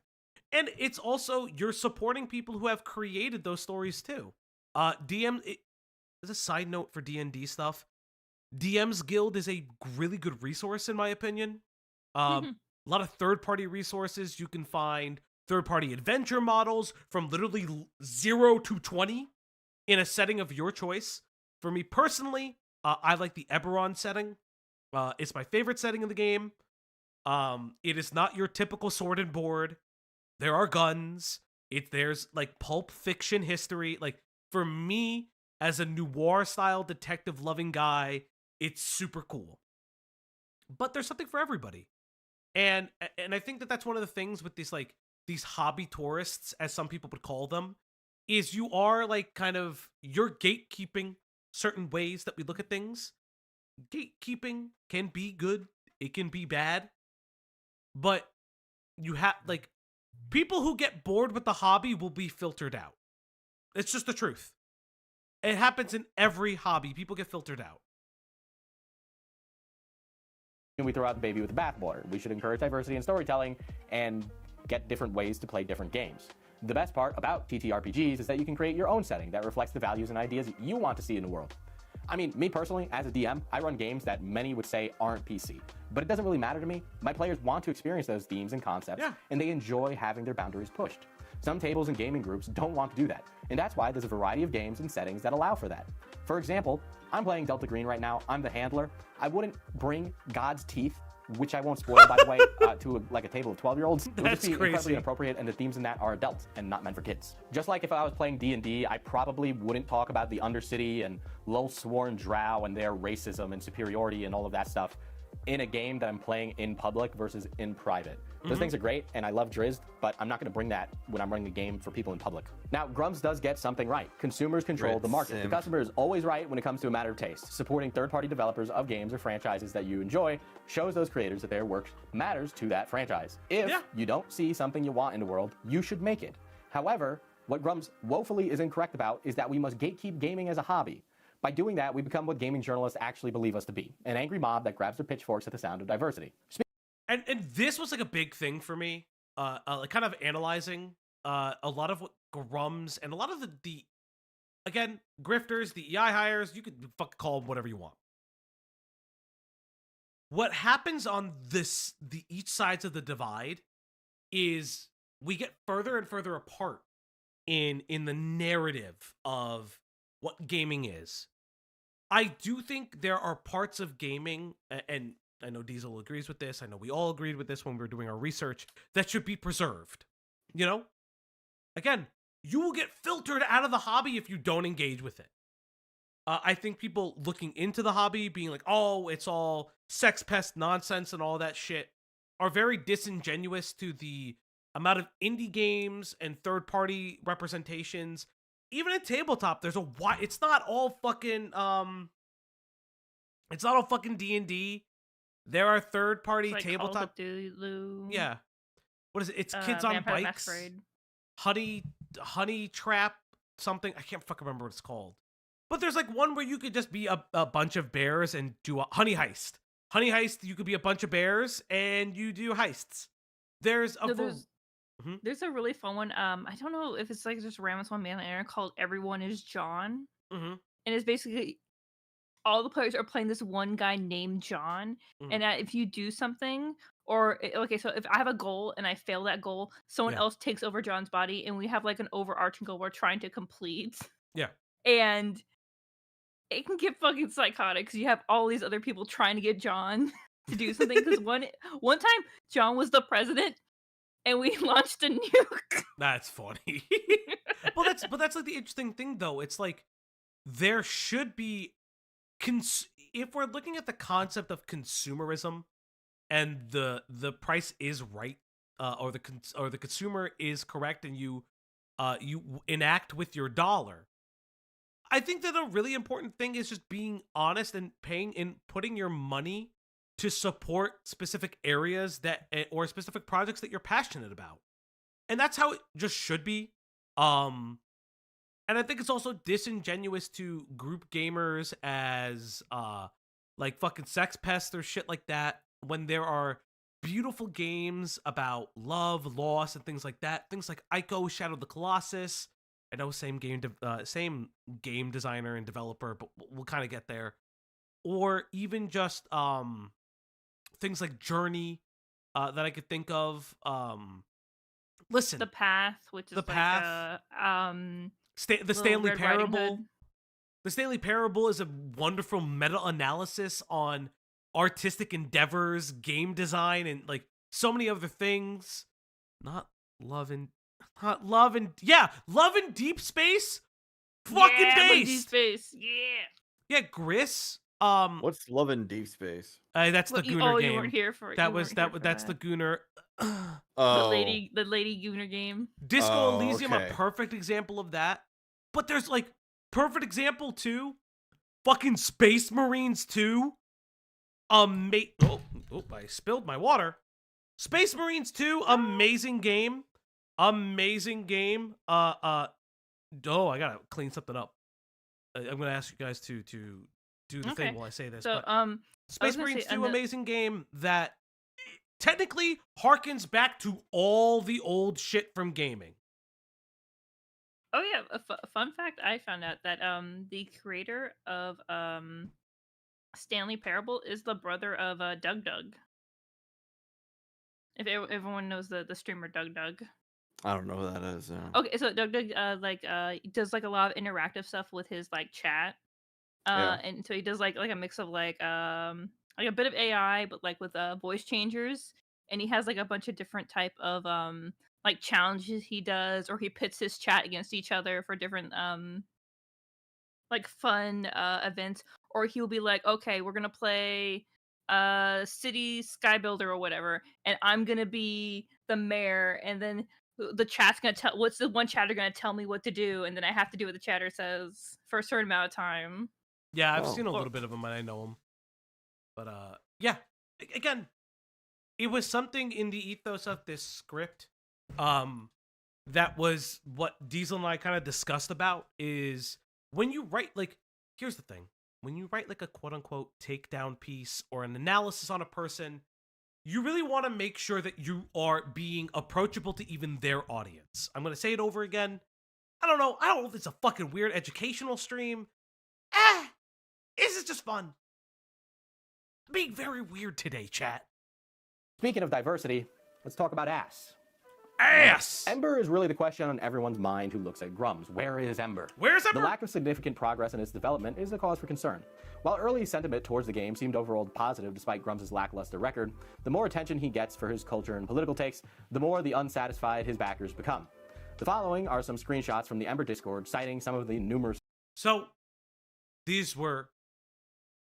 an anonymous third party sent these to us in our analysis. I do want to point this out. There are deleted things inside of Ember's Discord where people are like, hey, we would really appreciate if Grummz stops fucking talking on Twitter and just makes the game that we have all asked for. It's like, shut up and code, bitch. Yeah. And he just hasn't. And it's just like one of those things. Chat, we have a new goal, by the way. I lowered it a little bit because I know that this is like a smaller stream. But yeah, it's very weird. But yeah, like Also, you just mentioned he's a Python coder. That's I forgot that. Oh, I didn't know that. That's awesome. But yeah, this is like people are upset that the game isn't coming out, and his stuff is stuff. His audience is getting more annoyed over time. Complaints. Deleted, I might add, and general annoyance with slow updates. Yeah. Part of this comes from how chameleon-like the game is when discussing the project. In interviews over the years, Grummz has described the project I'm not going to read all of these. They're on the screen. But it is very, very interesting. A video game, a tabletop RPG, and even has a novella in the works. However, none of this has materialized. Oh, his writing's so bad. His writing is terrible. If I had it, I would like write through it. I've heard it. What? He's not a writer. He's ooh. It's really cringe. So I was just sent this from an anonymous third party. So this is from what I understand in Grummz' Discord. It's almost been a month. And okay, so this is within Grummz' Discord talking about the money, people talking regarding where the game is. Where's the game, Grummz? And let's see. Captain Nemo says, I can't agree more in response to he'd have to get the working site to convert the potential twat followers into money and a working site. Zeno Repo, it's almost been a month and I've yet to get my email responded in terms of changing the status of my account. There's no one that receives these emails, is there? It's dead, isn't it? The site change was a rug pull so Grummz can get money from people that can't access their accounts and cancel their subs unless they go directly to their bank account to cancel transactions of cards, wasn't it? I wonder if there's any standing for a class action filing if the game never gets made within a reasonable timeline. If I remember correctly, it took a month for my inquiries to be responded, and then another month to get it resolved. So it seems like people are having difficulties accessing their accounts that they have paid money into. Now, Grummz, it sounds like you're doing a little bit of an oopsie. This is breaking news, chat. This is literally February 16th and February 15th. Grummz, buddy, I don't know. I don't know, chat. Seems a little weird.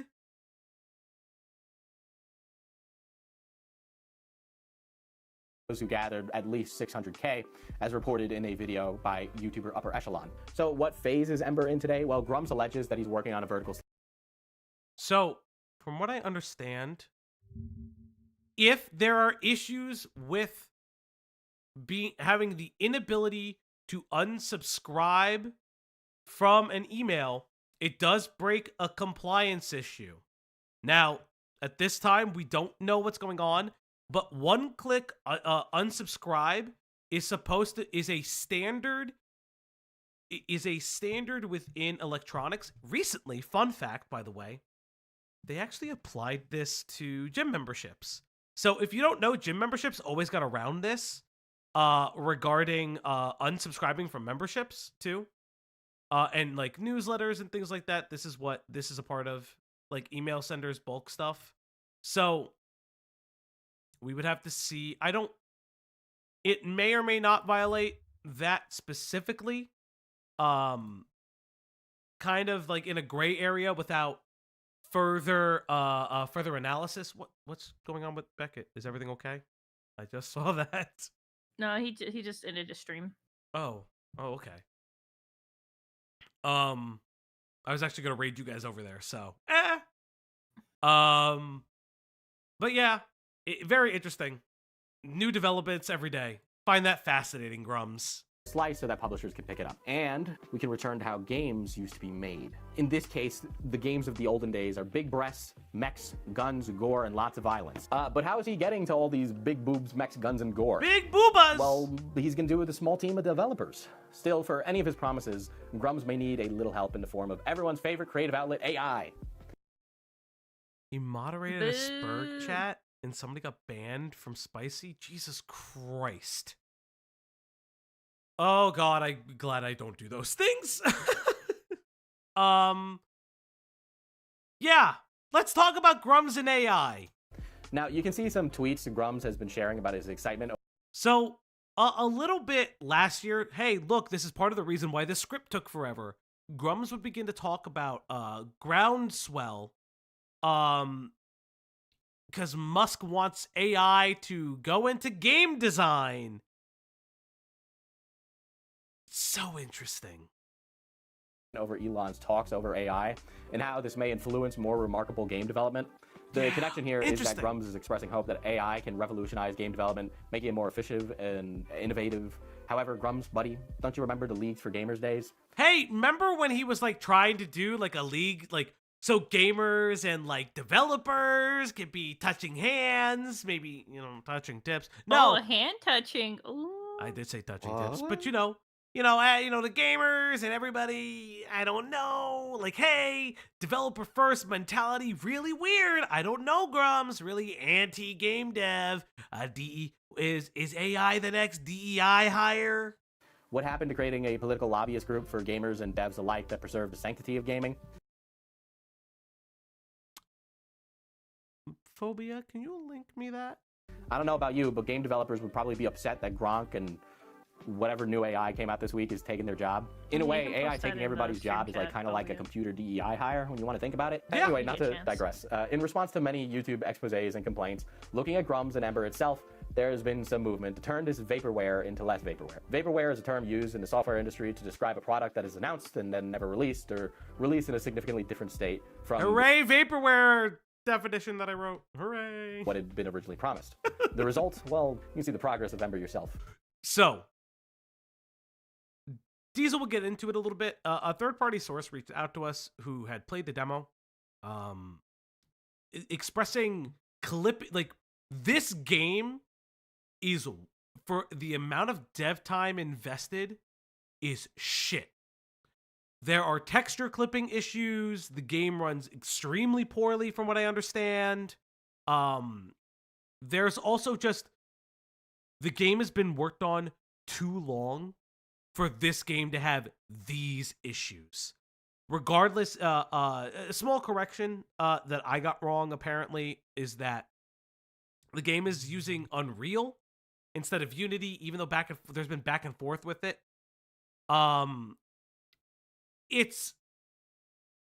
This game should not be in the state it is currently The engine in. doesn't really matter. Yes. Philosopher with the 77. Really? No, I'm just You kidding. are going to make me do another dono to get the dog a treat? For shame, The dog has not gotten a treat yet, chat. Oh, Phobia linked the story in stream chat. Oh, I was going to go look at that later, honestly speaking. Okay, I just want. Hey, Kit-Kat, how you doing? Good morning, good morning. Thank you, Phobia, for linking that. Guten Morgen. While clearly incomplete, the game is made of a bunch of pre-made assets, and whatever the hell is going on with this lady's bazongas. The bazongas on this woman are fucking insane. Wow. Why is she stanced up like my dog? Look how lean boobs. She's mogging us She's right now. mogging us, chat. She's mogging us. The aura. It is certainly playable. I was contacted by an anonymous source about the recent playable demo for Ember, and let me tell you, it doesn't look hopeful. Nope. From texture issues to camera complaints and a lack of innovative gameplay, one can only guess what Grummz and his team have spent the last 6 years working on. So what we can understand is that Grummz have like a very small team, like a team of him and like maybe 5 other people, maybe somewhat less or a little bit more. It's interesting. Very, very weird. We did right away to that. We did talk to fun fact, Diesel went to school for game dev. And we did speak with some game dev some people who worked in dev behind the scenes. And yeah, thank you, Killjoy, for that. I saw that. We spoke with people behind the scenes. This game has been in development for like 6 to 8 years and should not, even switching engines, should be in a better state than it is now, which is almost unplayable. And listen, there isn't anything wrong with Unity assets and pre-made models. Many indie developers use them due to limited finances and small teams available. But Grummz and his daddy, by the way, his daddy is the owner of... Okay, so this is a weird point of order. Some people have complained saying that it's his mom or his dad. I will say this, on his business application, it's in his father's or mother's, if I am incorrect. It seems to be in dad's name. It's in one of his parents' name. Technically, Grummz is a co-owner of his own studio that has generated not a lot of money, despite the fact that they've raised approximately over 500K USD. It's very interesting, chat. I will say, I don't know. Kind of going into a bit of a scammy territory, but hey, you know, I'm not saying it, just an opinion, because it doesn't exist yet. Of the company. Not something super crazy and earth-shattering. I have yet to secure... They've yet to secure a publisher for the game, so... Yeah, so that's like a big thing. This is something I don't think a lot of people know. The phase that Ember is in is vertical slice. So for those who don't know, the vertical slice portion of the game is they're trying to create a vertical slice for the game, just essentially create like a small, like a basic build. Yes. It's a basic demo with like some lore and other stuff attached to it. So a publisher can pick it up and potentially even dump more funds into it. The question of why just not self-publish is a very interesting one. It's because the game kind of doesn't fully exist. There's some code, but the game doesn't exist in the current format because Grummz, yet again, big brained ideas, doesn't know how to make them, has yet to release a game. It makes sense. Furthermore, Ember has a history of stopping and starting development if you take a look at their YouTube channel as it progresses, but halts 2 years ago. Yes. Until he was being questioned about the game itself. All the while, he continues to gain traction for his tweets and culture. Yeah, it's the setting that like this stage of the game is in is not even alpha. This is really not even an alpha at this point. It could potentially be considered one, but it's not really looking good from what we know. And from what they've even shown on the internet. Crusades than any of the games that he's ever built. My theory is that time is a flat circle, so let's compare some of the issues that Ember has to alleged reports from inside Red 5 Studios. We can see an interesting pattern emerge here. Grummz loves to talk, creates multiple media projects, and even dives into personal endeavors. But all of that results in one thing, failure to deliver, and people get tired of it. Yeah. We know that this happened with his ex-wife. And she did leave him. Oh. They are divorced. I've seen the paperwork. It's publicly available if you look for it. I don't know what the fuck to tell you. They're divorced. Which, again, there's nothing wrong. As I stated before, to demystify certain things, alimony payment is 0. The alimony is 0. I don't know why. It seems that there is an amicable responsibility with the kids' finances. I believe, from what I remember, he would only be on the hook for like health insurance or school stuff, from what I know. But again, like, she's not paying him. He's not paying her. It's just for the kids. But I guess somewhere along the lines, they're helping each other, and it's out of the court system, from what I can tell. And Grummz will be a grifter until he delivers on any of the promises that he's been giving to fans. The question you may ask throughout this is, where's all the money? I asked myself the same question when I began digging into the details of Grummz's production history. Throughout his history at Red 5 Studios, Grummz burned through cash, obtaining any and all copyrights and creating useless music videos that had nothing to do with Firefall. Examining his next project, Voxelnauts, $1 million vanish after... So let's talk about Voxelnauts a little bit. Actually, you know what? Oculus dev kits are purchased with no game. Let it play out. And Ember, on the book and in interviews, Grummz states that it raised upwards of $600K. But still, the game is far from being finished. So, scouring the internet, you may find different theories on where the money is. So, remember something very interesting. Mech Entertainment, at the time, got $1 million in seeding fund. For those who don't know, seeding fund is essentially just an investment to start the company. Like a seed, it's planted and grows. And they got all this money for Oculus Rift dev kits.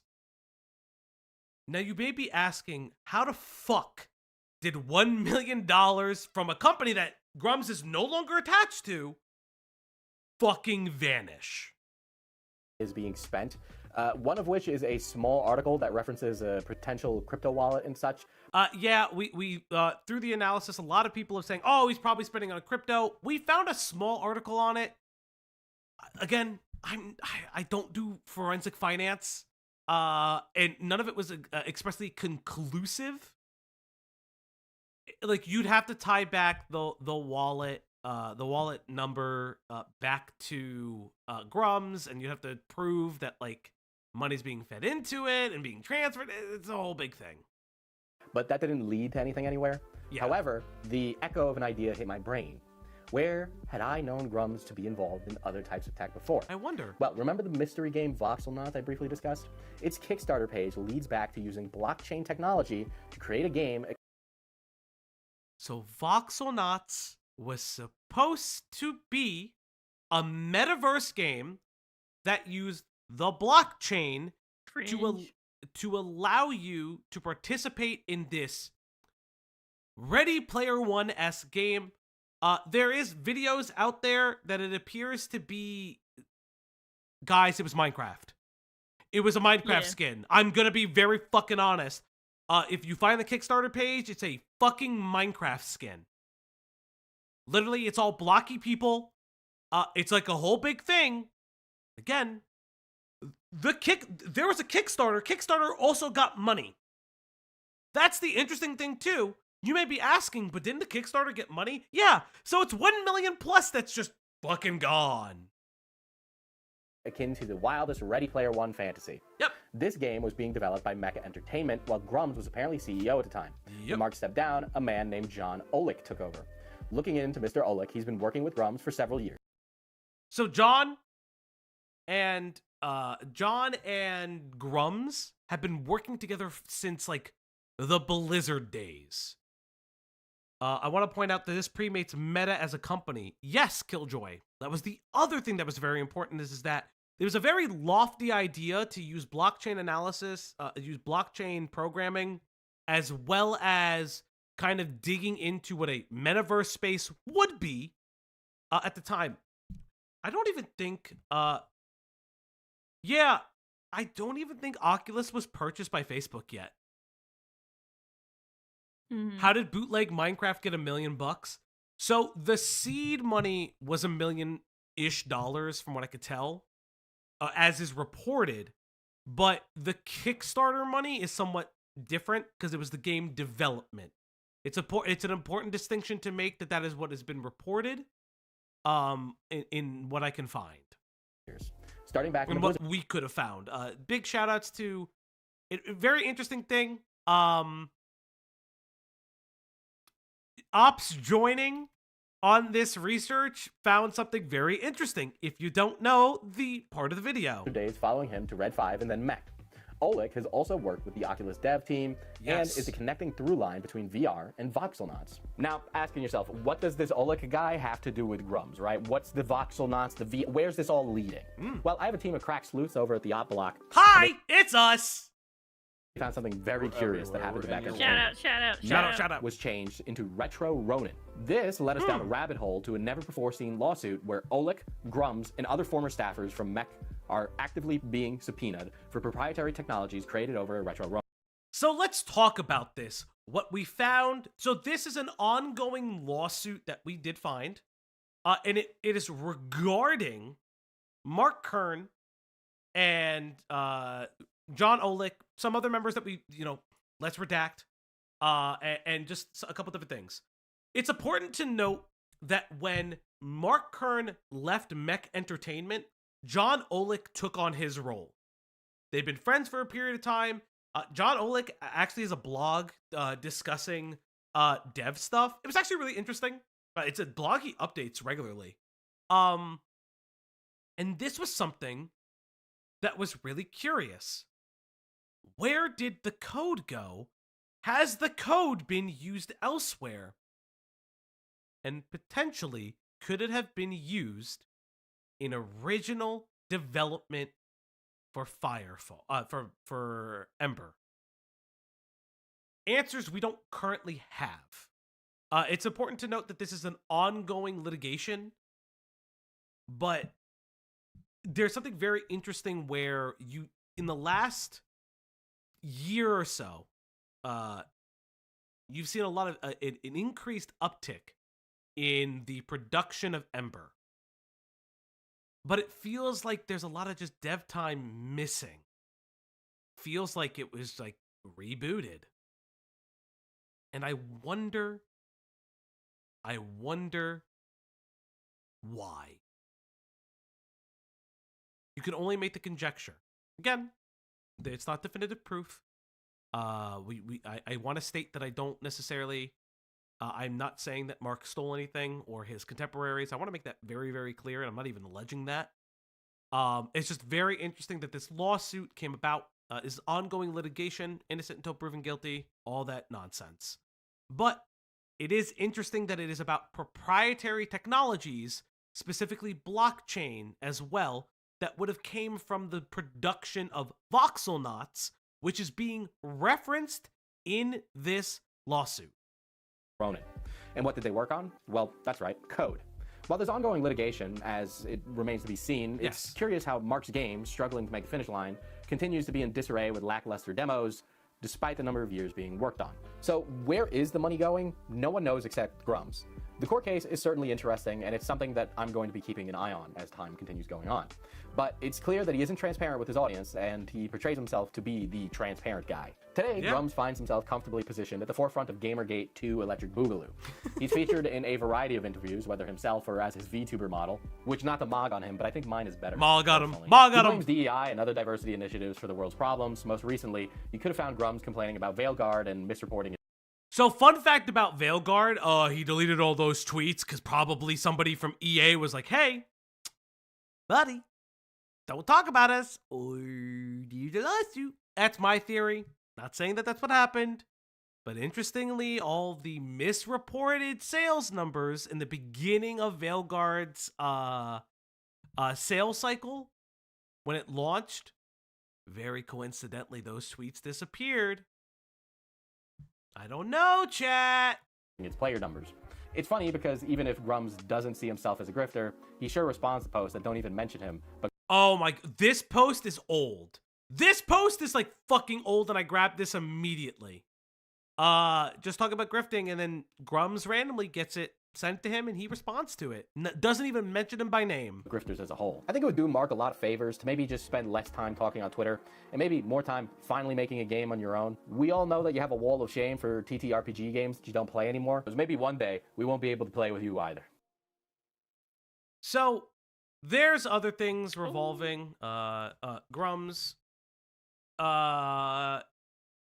you know, potentially seeking litigation for death threats against this. I believe Denims was a streamer that said something. There's a whole a lot of things with Grummz. Big shout outs to Diesel. Fucking great video. Ultimately, Grummz is not transparent with his audience. That was the thesis of this entire video. Is at the end of the day, how Grummz got to where he is and is placed on the internet is through a lot of smoke and mirrors, be it stolen valor, be it obfuscation of specific facts, or misreporting.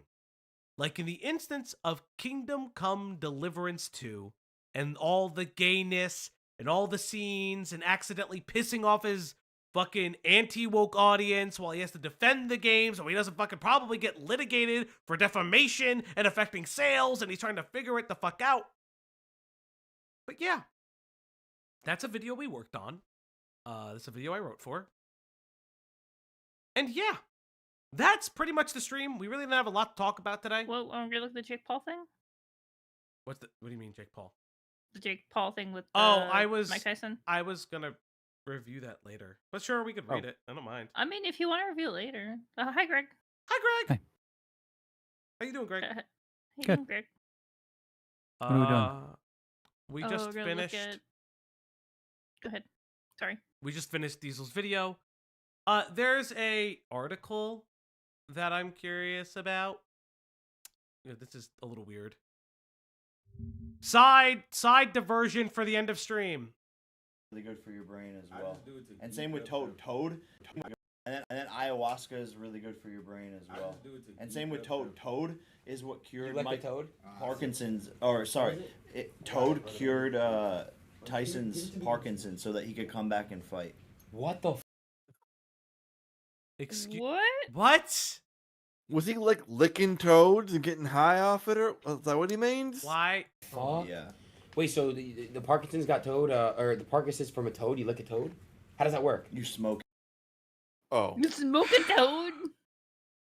So allegedly, Jake Paul is just out saying that Mike Tyson had Parkinson's before the fight and got toad juice, and it fixed the Parkinson's. God damn it. Listen, there is applications for hallucinogenics and things like that. He's rich, he can do whatever the fuck he wants. Maybe don't out the fact that the man may actually have had Parkinson's disease if he is not open about it, though. Mm-hmm. A little fucked in my opinion. I'm just deleting all these things. 'Cause it's Also, gonna we bother me. just out here looking toads now, huh? Listen, you can lick a toad all you want. All hail Hypno Toad. But yeah, that is the Grummz script. The Grummz video. Thank you guys so much for stopping by, discussing some of the analysis. I actually want to give a specific shout out to Killjoy. Killjoy really helped with some of the research stuff that I am not privy to. Listen, I'm good at coming together with a lot of theories, things like that, finding things and connecting them. But, and I tell Killjoy this personally, without finding the lawsuit, because he found it, I will give him credit where credit is due. Without finding that, I probably wouldn't have had the ending to the script would have just been samey to every other video on Grummz as just being a fucking person. So big fucking shout out to Killjoy. Big shout out to Q. For those who don't know, this motherfucker has been bogging me down with finishing the fucking script, giving me constant updates on Grummz that are added to this script and to the video. Big shout outs to Q. Big shout out to Grummz' A-log. Yeah, you know, one it's of Grummz' many A-loggers. It was a really interesting time. Again, McDrizzle Gaming, Airbagged, Nerdslayer Studios, and a couple of other people that I follow throughout the internet. Really big shout outs to people who were just following Grummz as well as us. And we all kind of like touched different things here and there. And I felt that was like highly fascinating, highly interesting. I hope this kind of not necessarily demystified certain things, because a lot of people ask sometimes like how the fuck did we do this shit? It's really just paying attention, connecting points, searching different things, kind of seeing where loose threads go. If they go nowhere, they go nowhere, like the crypto stuff. But if they lead somewhere, like previous employment in previous companies, you learn a little bit. That's pretty much it. Ash, Q, even Uncle Greg. Any final thoughts? Hammers in chat. Hammers in chat, you motherfuckers. I guess all I hope is it maybe to catch traction, and more people in gaming commentary will actually like note it. Maybe they won't. I hope they do though. I don't know who Grummz is, so maybe I should watch this video. Goodbye. Just more importantly, fun. We like doing chill streams. Yeah, the last stream. Chat. A video is coming. I will say it now. The video will be unlike our edited VODs. I'm looking forward to it. I hope you guys enjoy it. Again, we're on our way to 1K. If we get there, we have something very special to announce. So just as a reminder, getting there. And that's pretty much it. Thanks for the end card. Is there anybody I could send you guys to tonight? Is anybody that I know that I follow, are they streaming? Is nobody streaming? Am I just going to cry my eyes out at the end of the night? Let's see. I'm going to make Falgy cry. Let's see. Customization, redirect. Is anybody streaming currently? No, nobody is really streaming. So I guess that's pretty much it. I'll leave you guys be. Thank you guys very much. Remember to spade and neuter your pets, yada yada blah blah blah. I don't know what else. We unfortunately didn't meet a goal tonight, chat. Leia did not get treats. It happens. But, chat, goodbye.